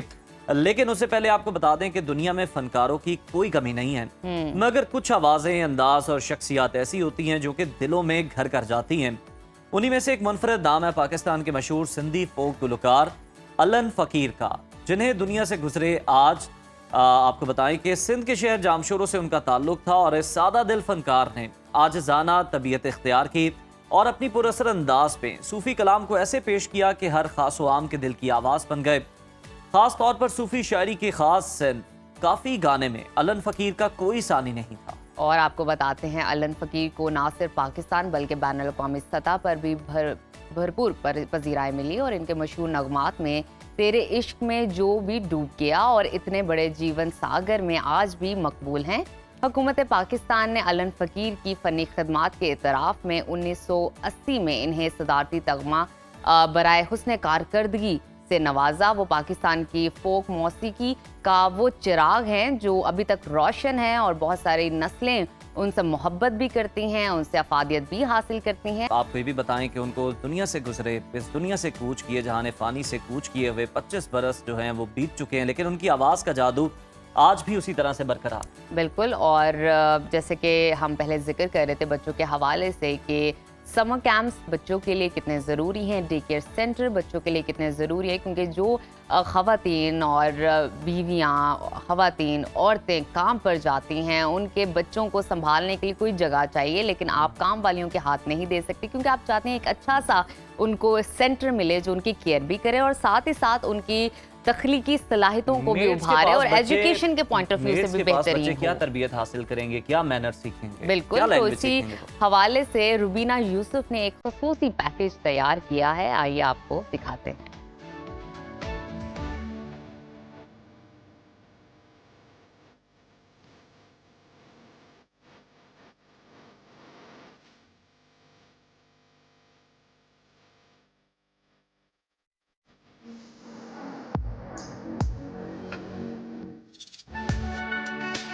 Very good morning, you are watching سنو پاکستان. اور جیسا کہ ہم سب جانتے ہیں کہ summer vacations are going on and kids are off from their schools اور گھر پر, لیکن والدین کو تو کوئی آف نہیں ہے, وہ اپنی جابس پر بزی ہیں اور اپنے بچوں کو ٹائم نہیں دے پا رہے.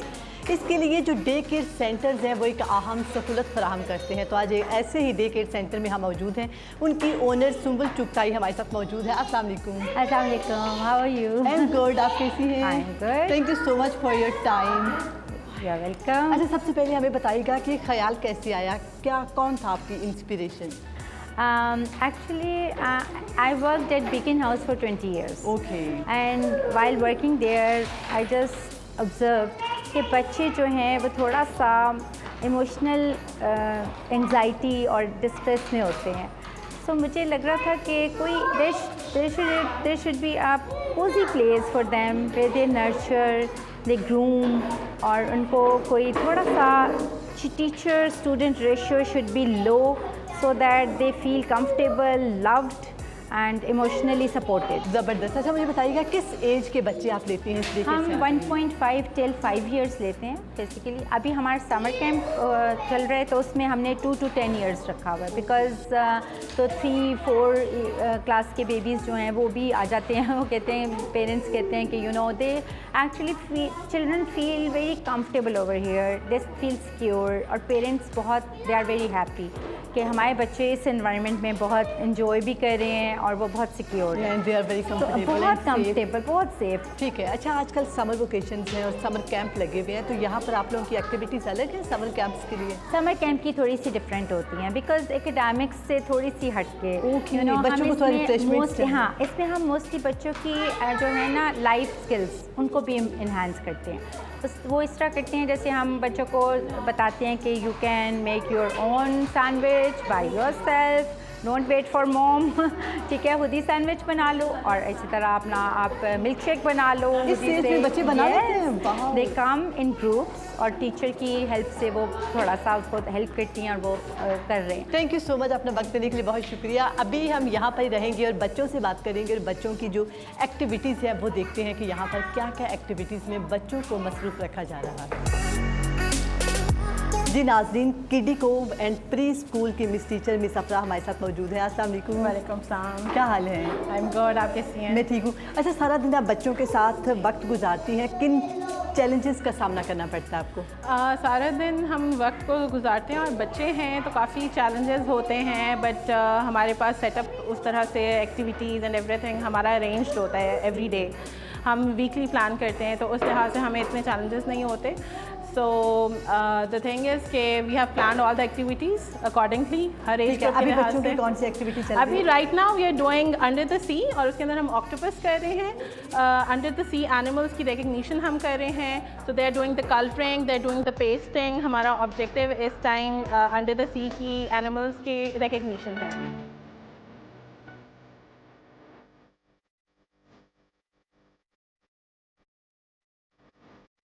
Good morning. Morning. How are you? Good. What's your name? Masai. Nishan. What are you making? Octopus. Octopus. What is this? Ice. Eyes. Octopus eyes. Who is your friend? Iris. Iris is your best friend? Yeah. आप आदमी साहब के साथ अपना lunch share करती हैं? Iris ने मेरा अभी लंच खाया था। ओपला, लंच में क्या था? चिकन चिकन, और rice rice, chicken and rice, और नगेट्स। नगेट्स भी, सब कुछ खा गई। ओह, तो आपको दुख नहीं हुआ? मैं कह रही थी Iris रख दो। और मिस बस रख कर। दो, बस कर दो। आपने इसका पूरा लंच क्यों खा लिया? पूरा लंच नहीं खाया, थोड़ा सा खाया। कितना खाया? थोड़ा सा खाया है। बाकी पड़ा हुआ है। आप भी इसे अपना लंच देती हो? नहीं, आप अपना लंच शेयर नहीं करते, क्यों? फिर आपने उसका लंच क्यों खाया? क्योंकि वो मेरी फ्रेंड है। तो आप उसकी फ्रेंड नहीं हो? मैं उसकी फ्रेंड हूँ। What's your name? आन्या साहब। Okay, who is your friend? Wali. Wali is your best friend. So, what are you making? Octopus. Octopus. Okay, just tell me, what is this color? Red. Red. And this color? Yellow.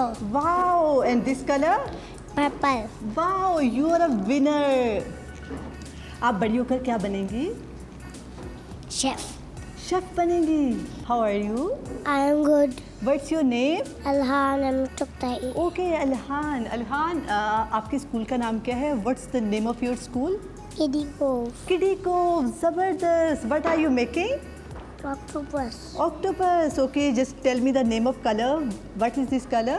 Pink. Pink. And this color? Green. Wow.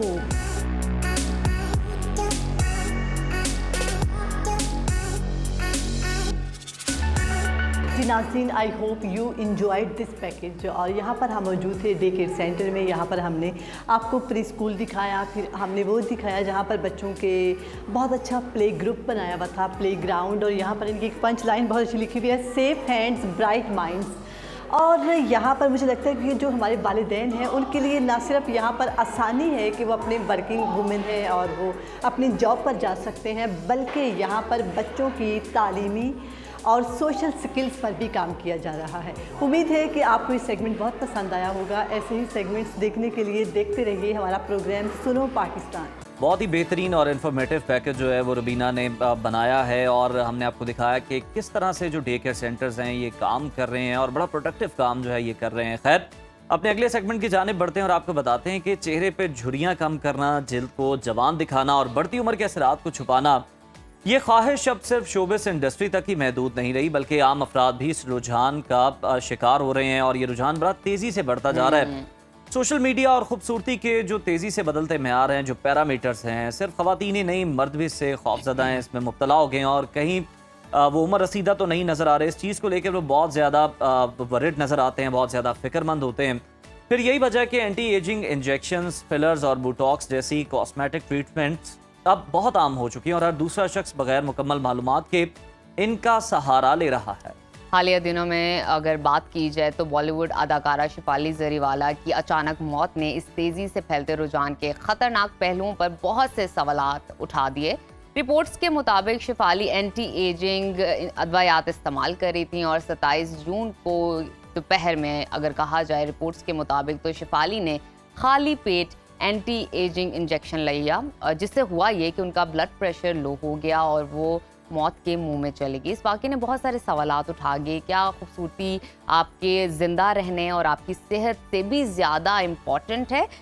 इसी को discussion का हिस्सा बनाते हैं। इस वक्त हमारे साथ मौजूद हैं aesthetic physician doctor Tayyaba Zahid sahiba. बहुत शुक्रिया आपकी मौजूदगी का। मैं आपके साथ सबसे पहले ये एक अफसोसनाक वाक़या जो हुआ अदाकारा के साथ वो डिस्कस करना चाहूँगी कि इतनी डेस्परेशन खूबसूरत दिखने की, जवान दिखने की, जबकि आपको होना चाहिए कि अगर आप एज भी कर रहे हो तो उसको अडोर करो, उसको प्रेस करो, दैट्स कम्प्लीटली फाइन। अगर आप एज कर रहे हो तो एज ग्रेस के साथ होनी चाहिए। लेकिन लोग इस तरह के ट्रीटमेंट्स लेते हैं, इतने इंजेक्शंस लेते हैं जिसकी वजह से आपकी बायोकेमिस्ट्री या बॉडी कहीं ना कहीं उसको सस्टेन नहीं कर पाती। क्या कहेंगी इस बारे में? जी बिल्कुल, आपने सही कहा। अच्छा, एक्चुअली हमने सुना होगा कि हर चीज़ की ज़्यादती या फिर डॉक्टर की सुपरविजन के बगैर अगर कोई काम किया जाए तो वो ख़राब है, वो गलत होता है। तो इसी तरह इस केस में भी यही हुआ है। These are actually safe agents, लेकिन अगर सही तरीके से किया जाए, सही तरीके से किया जाए। ये जो हमें अक्सर कॉल्स आती हैं कि जी वाइटनिंग इंजेक्शंस लगाने, किट भेजते हैं बाकायदा, कहते हैं आप ऑनलाइन किट भेजती हैं। मैं हैरान होती हूँ कि ये एक्चुअली ये मिसयूज़ हो रहा है ना। ये सोशल मीडिया में हर जगह ऑनलाइन आपको जी शो किया जाता है कि इतने का डब्बा है और ये ख़रीद लें। तो लोग हमें कहते हैं आप इतना महंगा लगा रहे हो, डब्बा तो इतने का मिल रहा है। तो उफ तौबा, इनकी लाइक बिल्कुल सेंस नहीं है इस चीज़ की कि हमें इससे पहले टेस्ट कराने हैं कुछ RFTs, LFTs। एक बहुत ज़रूरी टेस्ट है जो कि हम जब वाइटनिंग या एंटीऑक्सीडेंट ड्रिप स्टार्ट करते हैं तो उससे पहले कराए जाते हैं। अगर वो डीअरेंज हैं या किसी को पथरी का मसला है, जिगर का मसला है, कभी अलाउ नहीं किया जाता। तो कोई भी ट्रीटमेंट जो कि आप सेल्फ मेडिकेशन करते हो इवन घर में, वो भी डेंजरस है। तो इसलिए प्लीज़ अपने कंसर्न डॉक्टर से रुजू करके फिर आपको किसी ट्रीटमेंट की तरफ आना चाहिए। डॉक्टर तैयबा, मुझे ये बताएं कि ये जो भारतीय अदाकारा शिफाली की अचानक मौत का मामला जो है हम इसको डिस्कस कर रहे हैं जी, आपको क्या लगता है इसकी वजह एंटी एजिंग इंजेक्शंस को हम देख रहे हैं कि बताया जा रहा है, क्या ये इंजेक्शन वाकई इतने खतरनाक होते हैं या इंजेक्शन का मसला है, या फिर वो जो उन्होंने जिस तरह से ये बात सामने आ रही है कि उन्होंने खाली पेट जो है वो इसको लिया और वो नुकसानदेह साबित हुआ? आपको इन दोनों में से कौन सी बात ज़्यादा सही लगती है? अच्छा, इंजेक्शंस क्या हैं basically? These are vitamins, these are glutathione. ये डेंजरस नहीं है अनटिल अनलेस कि आपके LFTs RFTs आप ख़राब ना हो, फिर हम कहेंगे कि ओवरलोड हो सकता है, किडनी के ऊपर ज़्यादा काम करना पड़ सकता है जाके इन इंजेक्शंस को, तो वो तब हम मना करेंगे। अदरवाइज इस तरह का नहीं है कि आप ये इंजेक्शंस हार्मफुल हैं, आप ले नहीं सकते। अंडर सुपरविजन वही बात हुई, she must be empty stomach, BP लो हो गया, कोई उस टाइम इमरजेंसी उन्हें नहीं मिल सकी, आई डोंट नो क्या सिनेरियो था, she was in clinic somewhere और अपने घर में उन्होंने ये किया, मुझे इस बारे में इल्म नहीं है। मगर it must be not supervise by some competent doctor या खुद सेल्फ मेडिकेशन की गई है। अच्छा डॉक्टर साहब ये भी बताइएगा, जैसे कि आप जानते हैं हमारी सोसाइटी में एक चीज़ का बहुत रुझान है, काले और गोरे का, गोरा होना है, गोरा होना है। तो खूबसूरती का मयार है। हाँ ये मयार है, जबकि ये नहीं कहा जाता है कि आपकी स्किन नीट होनी चाहिए, आपको अपनी स्किन का ख्याल रखना है, आपको अपने पोर्स का ख्याल रखना है, आपको अपनी डाइट का ख्याल रखना है, आपको फ्रूट्स खाने हैं, अपनी डाइट को बेहतर बनाना है, बस गोरा होना है, गोरा ही होना है, चिट्टी चमड़ी चाहिए। अच्छा, इसके लिए चाहे वो उन्हें व्हाइटनिंग क्रीम्स यूज करनी पड़ी, कुछ भी करना पड़े, मिक्स करके क्रीम्स भी लोगों को करते हैं, हमने देखे बहुत सारे केसेस देखे हैं खराब इस तरह के। मैं आपसे ये जानना चाहूंगी, ये जो अभी एक इंजेक्शन की आपने बात की है ग्लूटाथायोन, ठीक है, इसका रुझान बहुत ज्यादा फीमेल्स के अंदर आ गया, मेल भी लगवा रहे हैं। ये इंजेक्शन किन लोगों के लिए अच्छा है, बेहतर है? कौन सा कॉम्प्लेक्शन पे आप सजेस्ट करती हैं, या कोई साफ कलर वाली खातून आए या मेल आए वो करवाना चाहिए? क्योंकि डेस्परेशन की तो कोई लिमिट नहीं है ना कि मजीद चाहिए, वो चिटा कर दो, वो वाला सीन है। तो क्या आप किसको रेकमेंड करती हैं? आपका क्या एलिजिबिलिटी क्राइटेरिया है, ये बताइए। अच्छा, बेसिकली ये ना एंटीऑक्सीडेंट्स हैं, ठीक है। एंटीऑक्सीडेंट्स आपकी इम्यूनिटी को बूस्ट अप करते हैं। हमारे कम्युनिटी में बन गया है गोरा होना, कि इससे आप लिटरली 3-3 महीने 4-4 महीने लोग कोर्स लेते हैं बड़े नामवर एस्थेटिक क्लिनिक से, और उसके बाद कहते हैं 0% रिजल्ट था। वो एक्सपेक्ट कर रहे होते हैं कि हम लोग स्नो वाइट बन जाएंगे, जबकि ऐसा नहीं होता। इतने ज़्यादा विटामिन अगर ले रहे हो, आईवी ले रहे हो, ड्रिप की सूरत में ले रहे हो, तो ऑब्वियसली आपको ग्लो तो ज़रूर मिलेगा। आप बीमारियां जल्दी नहीं अटैक करेंगी आपके ऊपर, आपका इम्यूनिटी लेवल अच्छा हो जाएगा। मगर वो जो एक्सपेक्टेशंस कर रही होती हैं शादी से पहले, स्पेशली गर्ल्स आती हैं कि जी हमें इतना गोरा होना है, तो वो ऐसा नहीं है, उनका ड्रीम टूट जाता है फिर जब वो इतना ज़्यादा इंजेक्शन लेने के बाद। मैं ये कहती हूँ कि ठीक है, अगर आप इंटरेस्टेड हो इसके लिए, इसमें हार्म नहीं है। अगर आपके LFTs RFTs ठीक हैं, you should go for it, ले लें। मगर ये एक्सपेक्ट ना करें कि आप बहुत ज़्यादा कोई स्नो वाइट बन जाएंगे। तो मतलब जिसका कलर ऑलरेडी फेयर है आप उसको भी कह देती हैं कि आप ले लें अगर आप लेना चाहते हैं? मैं नहीं कहती। जिनका कलर ऑलरेडी फेयर है, मैं यूजुअली उनको और ट्रीटमेंट्स बता देती हूँ। अच्छा, ग्लो के लिए? हाँ, मैं उनको नहीं ये रिकमेंड करती। मगर जो वाकई बहुत डार्क टोन में हैं और जो अपनी टोन को थोड़ा सा सेल्फ कॉन्फिडेंस की वजह से शादी के लिए लड़कियां डेस्परेट हुई होती हैं कि गोरा रंग चाहिए, ये हमारी सोसाइटी का ये, इसमें सारी लड़कियों का भी कोई कसूर नहीं। वो रिश्ता के जब देखने जाते हैं तो माएँ क्या कहती हैं, गोरी चिट्टी होनी चाहिए, तो वो नहीं, क्या कर सकते हैं। अच्छा डॉक्टर साहब, हमें ज़रा ये बताएं कि स्टडीज़ ये बताती हैं कि एंटी एजिंग मेडिसिन या इंजेक्शन दिल, जिगर या गुर्दों को मुतासिर कर सकते हैं, आपके बॉडी ऑर्गन्स को। क्या आप इससे इत्तेफाक करती हैं ऐसा ही है, और इनके साइड इफ़ेक्ट्स कितने संगीन होते हैं? शॉर्ट टर्म होते हैं, लॉन्ग टर्म होते हैं, क्या है? अच्छा जी, ये जो आपका सवाल है इसमें मैं ये पहले बता चुकी हूँ। अगर LFTs RFTs इनके गुर्दे के टेस्ट और जिगर के टेस्ट नॉर्मल नहीं हैं किसी के भी, हेपेटाइटिस की वजह से या फिर किडनी स्टोन्स की वजह से या और कोई chronic kidney disease, acute kidney disease चल रही है, देन स्ट्रॉन्गली आई डिसएग्री, नहीं देना। फिर आपको वाइटनिंग ट्रीटमेंट्स या एंटीऑक्सीडेंट ड्रिप्स नहीं लेनी। बाकी आप ट्रीटमेंट ले सकते हैं जिसमें फिलर, बोटॉक्स, पेड्स और एंटी एजिंग कोलेजन इंजेक्शन होते हैं फेस के लिए, और बहुत से ट्रीटमेंट्स हैं वो ले सकते हैं, मगर आईवी ड्रिप्स फिर नहीं। अच्छा, आप खुद एक डॉक्टर हैं? जी बिल्कुल। आप डेली पेशेंट्स डील करती हैं, आपको सारे प्रॉज एंड कॉन्स पता हैं, आपको पता है कौन कौन से लूप होल्स हैं जिसको आप यूज़ करके किसी भी नॉर्मल इंसान का माइंडसेट कहीं ना कहीं चेंज कर सकते हैं या इन्फ्लुएंस कर सकते हैं। मुझे ये बताएं, मार्केट में ऐसे बहुत सारे स्कैम मौजूद हैं, डॉक्टर्स, एस्थेटिक्स, किस तरह एक इंसान, एक नॉर्मल खातून या मेल जाता है तो कुछ पॉइंट्स याद रखे माइंड के अंदर कि वो क्लिक कर ले कि ये जो डॉक्टर है ये ठीक बात नहीं कह रहा है, या ये मुझे किसी और तरफ लेकर जा रहा है, यानी रॉन्ग नंबर। हाँ, अच्छा, कैसे, वो कौन से पॉइंट्स है जिसको मद्देनजर रखना जरूरी है? फर्स्ट ऑफ ऑल मैं ये कहना चाहूँगी कि कोई डॉक्टर जो कि MBBS है और उसके बाद उसने अपनी फील्ड में स्पेशलाइजेशन भी की हुई है, स्टैटिक्स में सर्टिफिकेशंस भी ली हुई हैं, वो आपको कभी मिसगाइड नहीं कर सकता, नेवर। ठीक है, ये हमारे प्रोफेशन के खिलाफ है।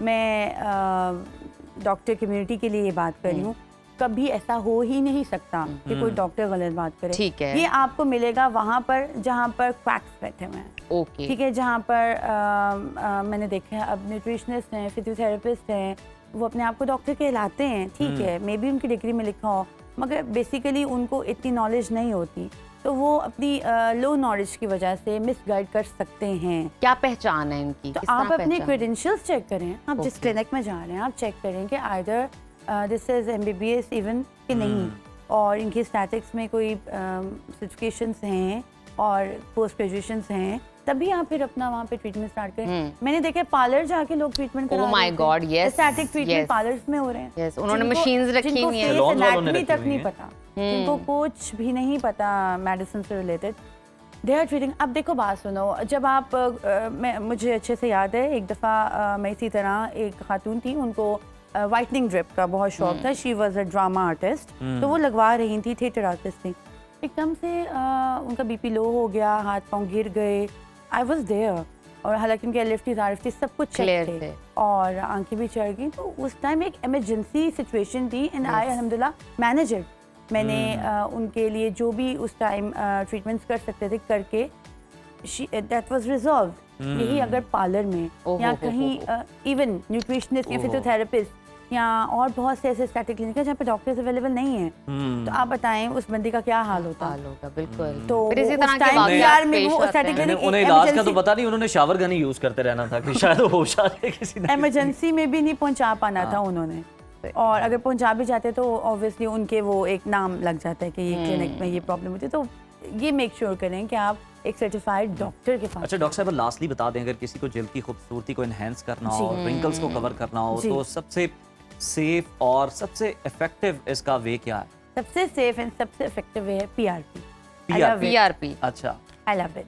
PRP आप ही के ब्लड से बनती है। अब तो सबको ये नॉलेज मैंने दे दी है, और जी। काफ़ी ठीक लोगों है। को पता है कि PRP ब्लड से ली जाती है, आप ही के ब्लड से ली जाती है, और हेल्दी प्लाज्मा मशीन में, सेंट्रीफ्यूज मशीन में हम सेपरेट करके आपके फेस के ऊपर इंजेक्ट करते हैं। ये बहुत अच्छा सोर्स है, स्लो इफेक्ट है, मगर साल में 3 से 4 सेशंस आपको तरोताज़ा और जवान रखता है।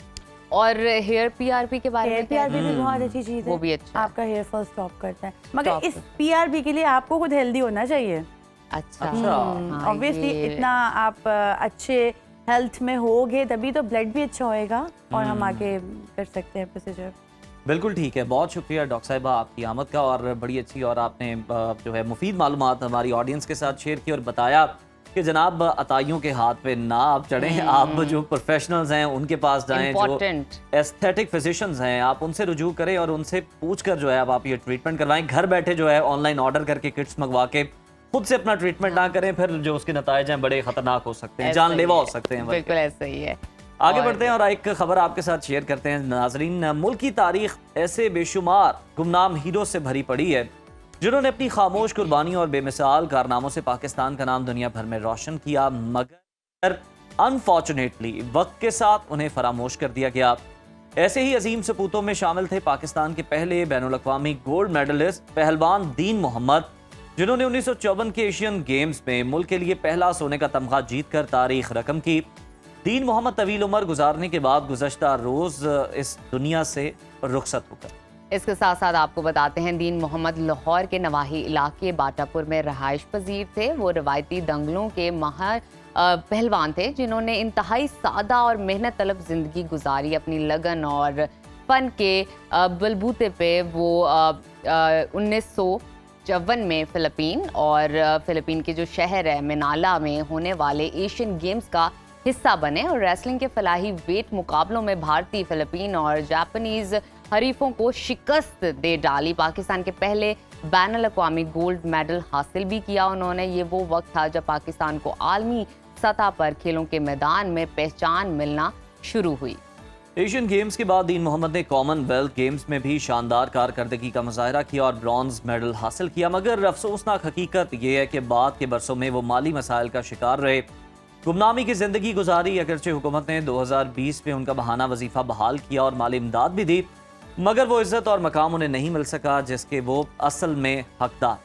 और दीन मोहम्मद को 2020 में प्राइड ऑफ पंजाब अवार्ड के तहत एजाजी गोल्ड मेडल पेश किया गया। दीन मोहम्मद का नाम ना सिर्फ रेसलिंग बल्कि पाकिस्तान की उस तारीख का हिस्सा है जहां मिट्टी के सपूत खामोशी से अपना सब कुछ मुल्क के नाम निछावर कर देते हैं।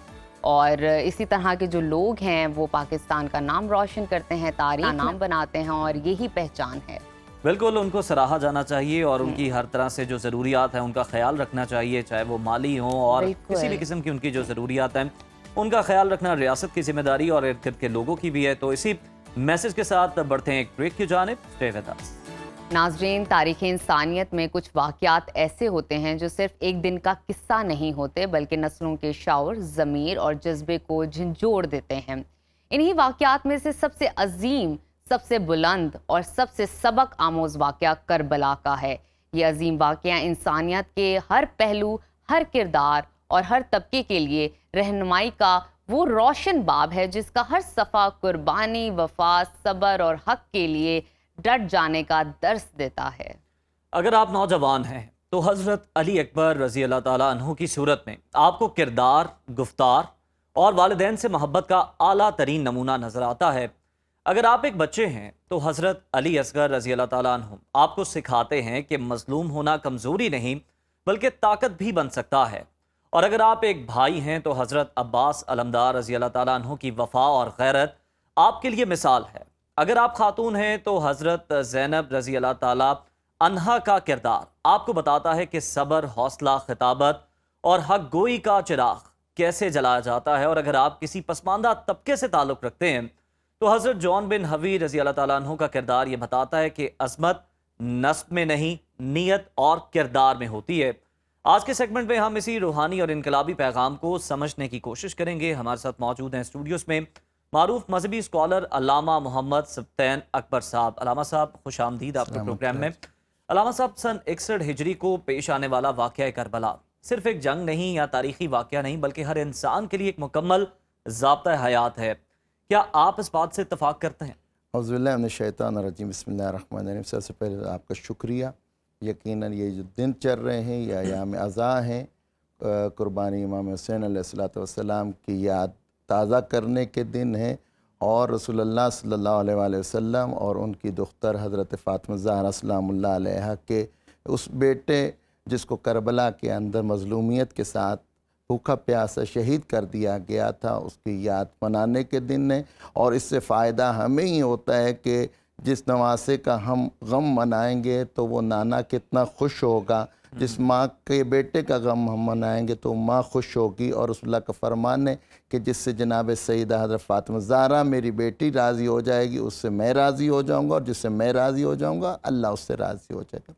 کربلا ایک واقعہ نہیں ہے، کربلا جو ہے ایک تسلسل کا نام ہے، اور یہ انکار شیطان سے کہ سجدے سے انکار کیا تھا۔ اللہ تعالیٰ نے جب کہا تھا کہ تم جو حضرت آدم کو میں نے بنا لیا ہے تم اس کو سجدہ کرو، اس نے انکار کیا تھا۔ 6000 سال کی عبادت ہے، ہاں، تو وہاں سے 2 رستے نکلے تھے، ایک حق کا رستہ نکلا تھا، ایک باطل کا، ایک رحمان کا، ایک شیطان کا۔ اسی رحمانی رستے اور شیطانی رستے کی کڑی جو ہے آگے آ کے دوبارہ جو ہے اس کیفیت میں پہنچ گئی تھی کہ اب جو 1,24,000 انبیاء اللہ تعالیٰ نے جو انسانوں کی ہدایت کے لیے بھیجے تھے، ہر قوم کے اوپر ایک نہ ایک ہادی آیا، ہر وقت ایک ہادی ہر دور کے اندر رہا، وہ آتے رہے۔ لیکن کربلا کے میدان کے اندر جو واقعہ ہوا اس سے پہلے جو ہے ان کی تمام کی تعلیمات جو ہیں وہ تقریباً بھلا دی جا رہی تھیں اور ختم ہو جاتی، اور اس کے بعد ان کا اللہ کا نام لیوا کوئی نہ ہوتا۔ لا الہ الا اللہ محمد رسول اللہ کے اوپر جتنی محنت ہو چکی تھی، جو اصحاب کا جو ہے جو اصحاب نے کی، آئمہ علیہ السلام نے کی، 1,24,000 انبیاء نے کی، وہ سب ختم ہو جاتی۔ امام حسین علیہ السلام نے دنیا کو جگایا، لوگوں کو اس طرح متوجہ کرایا، ایک ایک جو باریکیوں کی طرف جو ہے ان کی جو ہے توجہ دلوائی، لیکن سب سو رہے تھے۔ امام حسین علیہ السلام نے اپنے خطبات کے ذریعے 10 سال لگائے کہ وہاں پہ ان کو کہ اٹھایا جائے کہ وہ ہوش کے ناخن لیں۔ دیکھو دین کی شکل تبدیل ہو رہی ہے، رسول اللہ اور پیچھے جتنے انبیاء ہیں ان کی تمام تعلیمات کو روندا جا رہا ہے۔ اور اب جو ہے ستم ظریفی یہ تھی کہ اب منبر رسول پہ دیکھیں، ہم ایک مذہب سے تعلق رکھتے ہیں، ٹھیک ہے، ان الدین عند اللہ الاسلام، اللہ کے نزدیک دین جو ہے وہ اسلامی ہے، اور اللہ تعالیٰ نے کسی غیر نتو خیر مثال دی جاتی ہے کہ ایسے کسی عام جاہل شخص کو کبھی ہادی نہیں بنایا ہے، ہاں ان کو باشعور بنایا، جو اللہ کو بھی جانتا ہے، احکامات کو بھی جانتا ہے، ہر ایک تعلیمات کو جانتا ہے، اس کو ہادی بنایا، نالائق کسی کو بھی نہیں بھیجا ہے۔ ہاں تو جب یہ حکمران جو ہے وہ نالائق آ گئے اور علماء پیچھے ہٹ گئے، تو امام حسین علیہ السلام نے خطبہ منا کے اندر ان کو بلا کے اندر منا، اور امام حسین علیہ السلام نے 25 پیادہ حج کیے، مدینہ سے پیدل جاتے تھے، مکہ میں کعبہ سے عشق تھا، لگاؤ تھا، ہاں حج کرتے وہاں جا کے خطبات دیتے تھے، عظمت جلالت ان کی ہیبت، وہ ان کے خاندان کی وہ پروٹوکول سب کے سامنے وہی تھے، اصحاب بھی موجود تھے، تابعین بھی موجود تھے، ہر کوئی جانتا تھا، وہ رسول اللہ کے ڈائریکٹ جو ہیں ان کے ساتھ نسبت رکھتے تھے، اور اصحاب کساء میں سے، پنجتن پاک میں سے قرہ عرض پہ صرف امام حسین علی مقام ہی تھے جو موجود تھے، باقی سب جا چکے تھے، اس وجہ تھی ان کی عظمت اور زیادہ تھی، 53 سال ان کی اس وقت عمر تھی، تو لوگ ان کی عظمت کے اور زیادہ قائل تھے، اور ان کے جیسے جو ایک چراغ کے گیر جو ہے وہ بھنور آتے ہیں، یہی کیفیت یہی تھی۔ امام حسین علیہ السلام نے کہا یہ باتیں اپنی جگہ پہ، لیکن اب عمل کا وقت ہے، اب جاگنے کا وقت ہے۔ دیکھو نماز ہو رہی تھی، قرآن پڑھے جا رہے تھے، حج ہو رہے تھے، اذانیں ہو رہی تھی، لا الہ الا اللہ محمد رسول اللہ پڑھا جا رہا تھا، اور اس طرح کر کے نکاح کی جو ہے وہ رسم بھی ادا ہو رہی تھی، تمام جو ہے اعمال جو ہیں جو آج بھی ہم دیکھتے ہیں کہ عبادت کے علاوہ سب ہو رہے تھے، لیکن امام حسین علیہ السلام نے اپنے نکلنے کا مقصد بتایا ہے، انما خرجت لطلب اصلاح امت جدی، کہ میں اپنے جد رسول خدا کی امت کی اصلاح کے لیے نہیں کر رہا ہوں، اب اصلاح وہاں کی جاتی جا خرابی آ جائے، ہاں کہا میں اريد امر بالمعروف و نہی عن المنکر، میں امر بالمعروف اور نہی عن المنکر اچھائی کا حکم دینے کے لیے اور برائی سے روکنے کے لیے نہیں کر رہا ہوں۔ پھر کہا اسیر و سیرت جدی و ابی علی ابن ابی طالب، یہ وہی رستہ ہے جو میرے نانا رسول خدا کا ہے اور میرے بابا علی المرتضیٰ کا ہے، اور یہ جو پتہ چلا کہ یہ مقصد کوئی جاہ جلال نہیں تھا، کوئی حکومت نہیں تھی، کوئی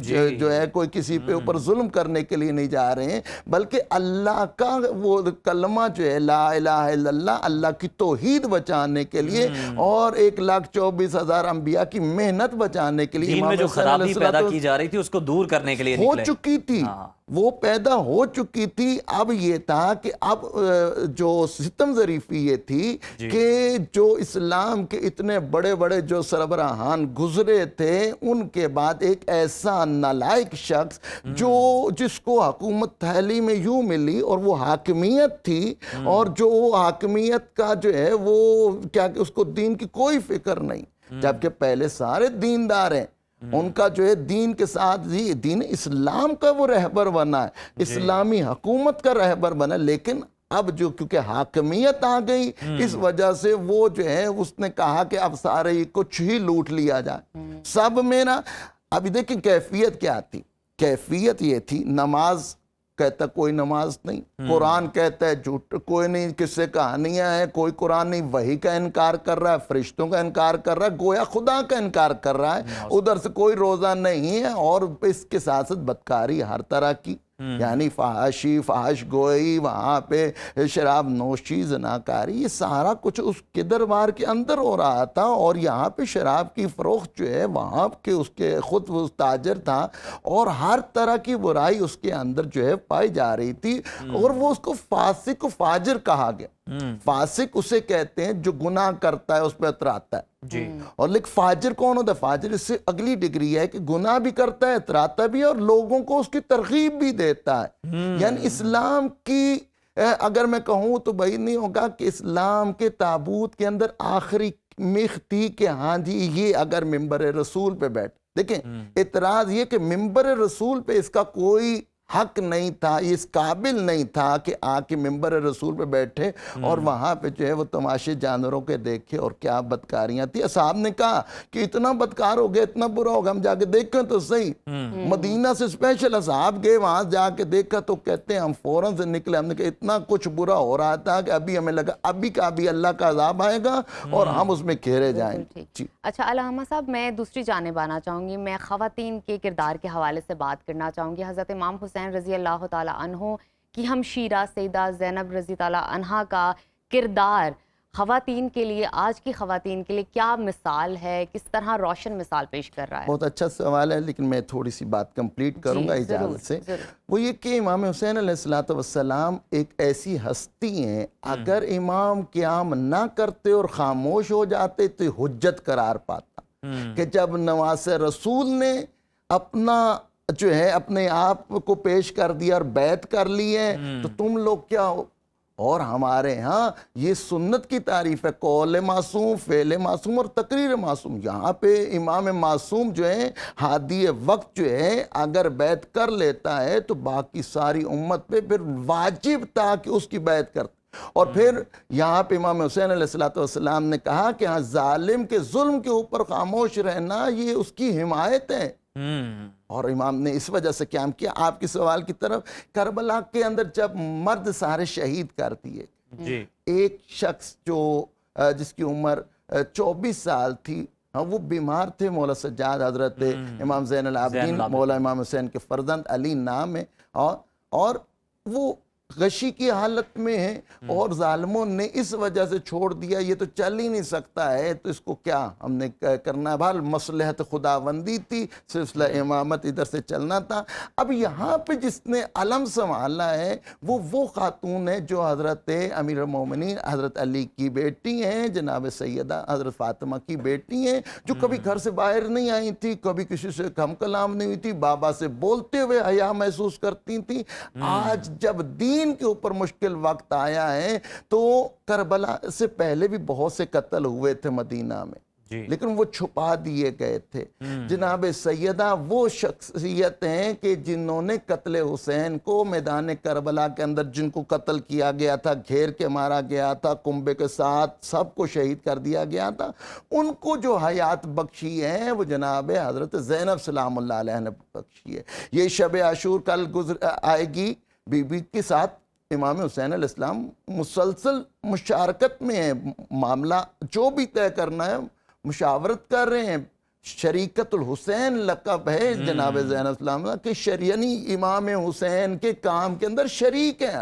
और जहाँ पे क्योंकि औरत पे जहाद साकित है, नहीं तो वो भी तलवार उठाती और जहाद करती, यहाँ पे बीबी ने एक और जो है वो अपने सर पे जो है बोझ उठाया। वो क्या था, वो इमामत को भी बचाया और रसालत को भी बचाया और खून इमाम हुसैन को रायगा भी ना होने दिया, खुतबात दिए। हाँ, जिन जहां नहीं जाना था, शराब नोशी हो रही है, सामने हाकिम बैठा हुआ है, उसके सामने अपने भाई की हकानियत जब कहा गया कि देखो तुम्हारे भाई को अल्लाह ने कत्ल कर दिया, हाँ ये देखो अल्लाह ने हमें जो है वो फतह बख्शी है, तो फौरन से कहा कि मारा है तो इल्ला जमीला, मैंने तो अल्लाह ताला की तरफ से जो भी देखा है वो तो मैंने बेहतरीन देखा है कि मैंने अपने भाई के वो मर्तबा देखा, शान देखी कि बातिल के सामने डट गए, अपने जो है मकसद के अंदर कामयाब हो गए, सर बिल्कुल मकसद के अंदर कामयाब हो गए। और जितने शोहदा चमकते सितारे हैं जी। और बीबी ज़ैनब की अगर हम बात करें, बीबी ज़ैनब रज़ी अल्लाह ताला अन्हा बिल्कुल रोशन मिसाल और बड़ी खूबसूरती से आपने जो है उनके बारे में, उनकी शान में जो है वो गुफ्तगू फरमाई। बहुत शुक्रिया अल्लामा साहब आपकी आमद का। तो नाजरीन बढ़ते हैं एक ब्रेक की जानिब, देखते रहिए सुनो पाकिस्तान।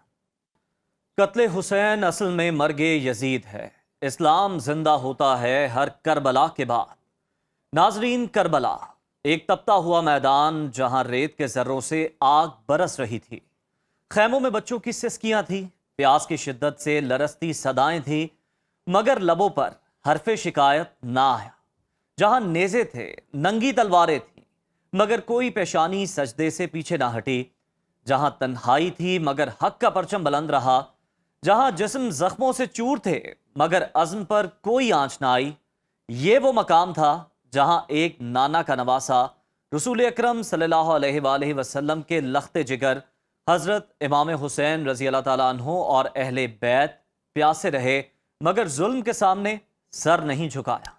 کربلا محض ایک تاریخی واقعہ نہیں بلکہ ایک ایسا عظیم درس ہے جو ہر دور کے انسان خاص طور پر نوجوان نسل کے ضمیر کو جھنجھوڑتا ہے۔ حضرت امام حسین رضی تعالیٰ عنہ کی جد و جہد صرف میدان کربلا تک محدود نہ تھی بلکہ وہ ظلم کے خلاف، جبر کے خلاف، کرپشن کے خلاف اور ناانصافی کے خلاف ایک فکری جنگ تھی۔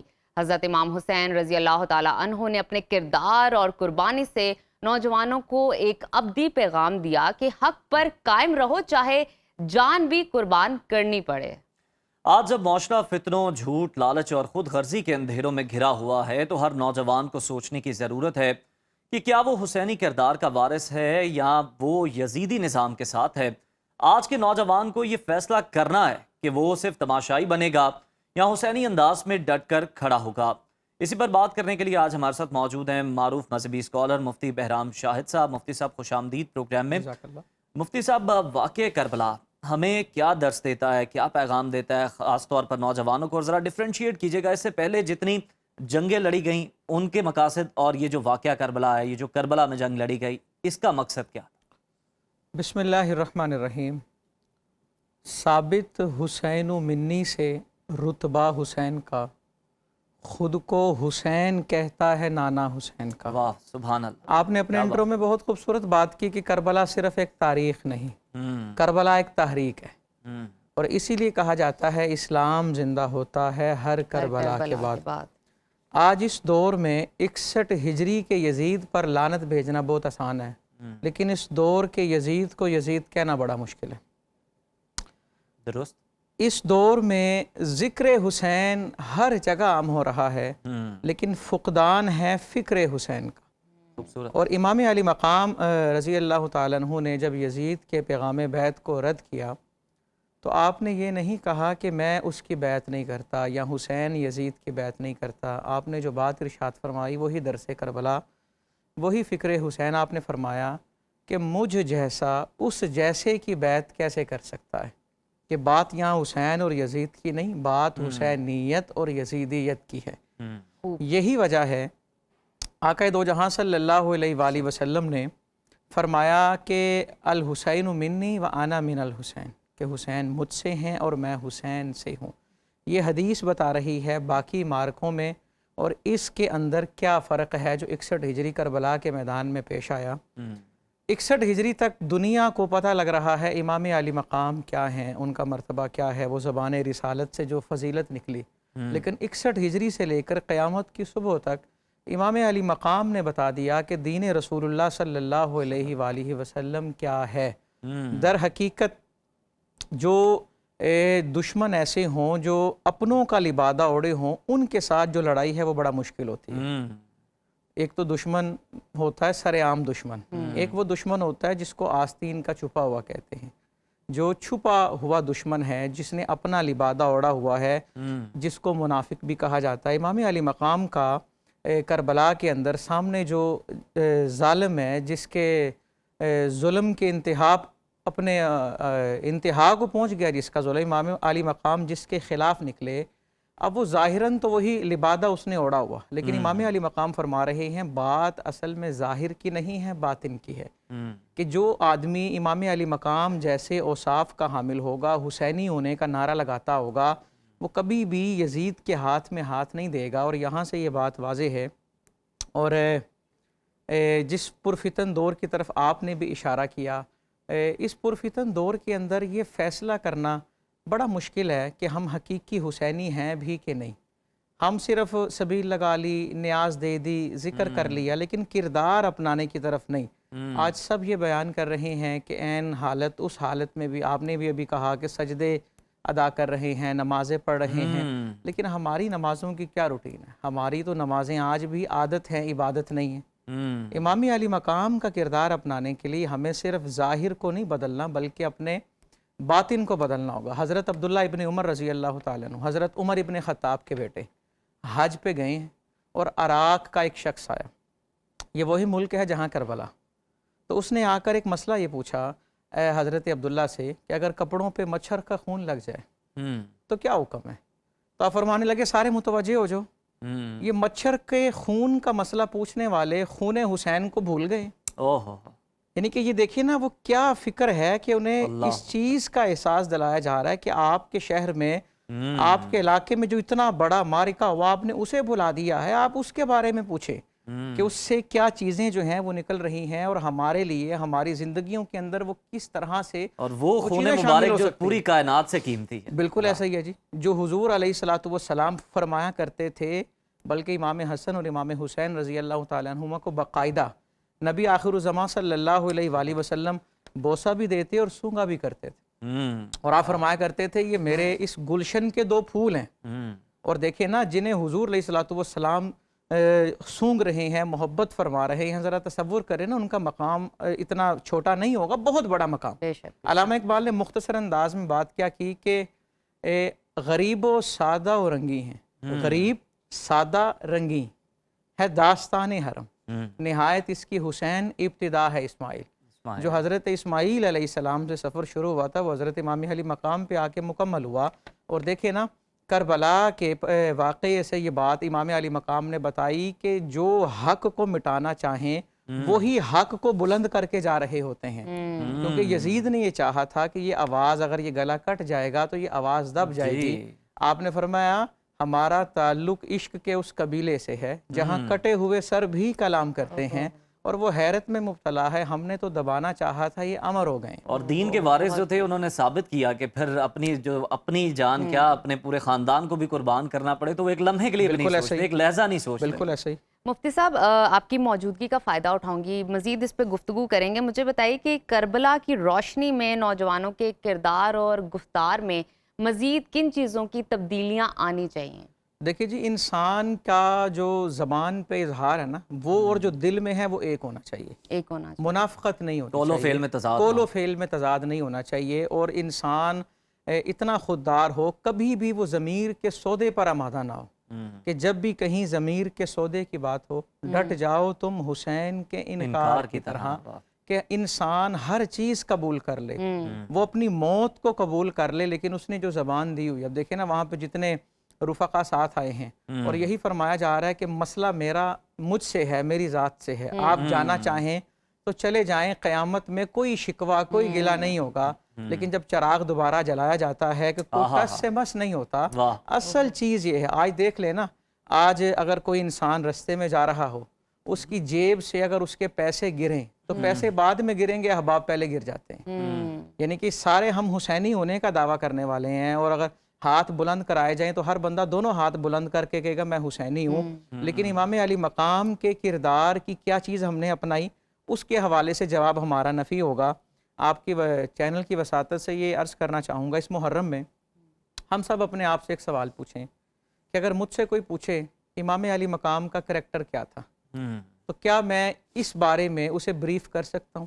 اگر نہیں کر سکتا تو مجھے اس کی تیاری کرنی ہوگی اور مجھے بتانا ہوگا کہ یہ کس کردار کے مالک ہیں. اور ان کے کردار کی جو زندہ تصویر ہے وہ امام زین العابدین ہیں کہ ان کے وصال کے بعد 600 گھر انہیں پتہ لگا کہ ہمارے گھروں میں جو بلا ناغہ کھانا آتا تھا وہ امام زین العابدین کے گھر سے آتا تھا اور ان کے وصال کے بعد پتہ لگ رہا ہے. آج دیکھیں نا جگہ جگہ نیاز لنگر کا اہتمام, لیکن بھاگم دوڑ بھی ہے, دھکم پیل بھی ہے, پیچھے آٹو لے گئے ہو, ڈانٹ ڈبٹ بھی ہے. جن کے نام کا دیا جا رہا ہے ان کے نام کا تقاضا, اس نام کی لاج رکھنا بھی بہت ضروری ہے. دائیں سے دیا اور بائیں ہاتھ کو خبر نہ ہو. یہ آرٹیفیشل اور مصنوعی دور سے نکل آئیں اور ہمیں اللہ کی رضا کے لیے کام کرنا ہوگا اور جن کے لیے کر رہے ہیں وہ ہمارے عمل سے پورے ویلاگ بن رہے ہوتے ہیں. بالکل ایسے ہم یہ نیاز بانٹ رہے ہیں. اور پھر سب سے بری بات کہ تم ابھی تو لے کے گئے ہو, اس کا دوبارہ آیا کیوں آیا؟ اس کی ضرورت مند تھا نا, ضرورت ہی پوری نہیں ہوئی, وہ آ گیا ہے, اس کا شکریہ ادا کرنا چاہیے. ہم نے یہاں پر کوئی بندے نہیں گننے بلکہ جو پکا کے لائے ہیں اس کو بانٹنا ہے اور اللہ کی رضا کے لیے بانٹنا ہے اور فکر حسین کے ساتھ بانٹنا ہے. بالکل ٹھیک ہے, بہت شکریہ علامہ صاحب آپ کے وقت کا, اور بڑے خوبصورت انداز میں آپ نے گفتگو فرمائی. اور یقیناً پیغام یہی ہے کہ اگر ہم امام حسین کا جو پیغام ہے, ان کی جو تعلیمات ہیں, ان کو اپنائیں, ان پر عمل پیرا ہوں, تو یقیناً دنیا اور آخرت دونوں سنورنے کی گارنٹی ہے. اسی بات کے ساتھ آپ سے آج کے پروگرام سے اجازت لیتے ہیں. انشاءاللہ دوبارہ آپ سے ملاقات ہوگی, تب تک کے لیے اللہ نے کے بعد.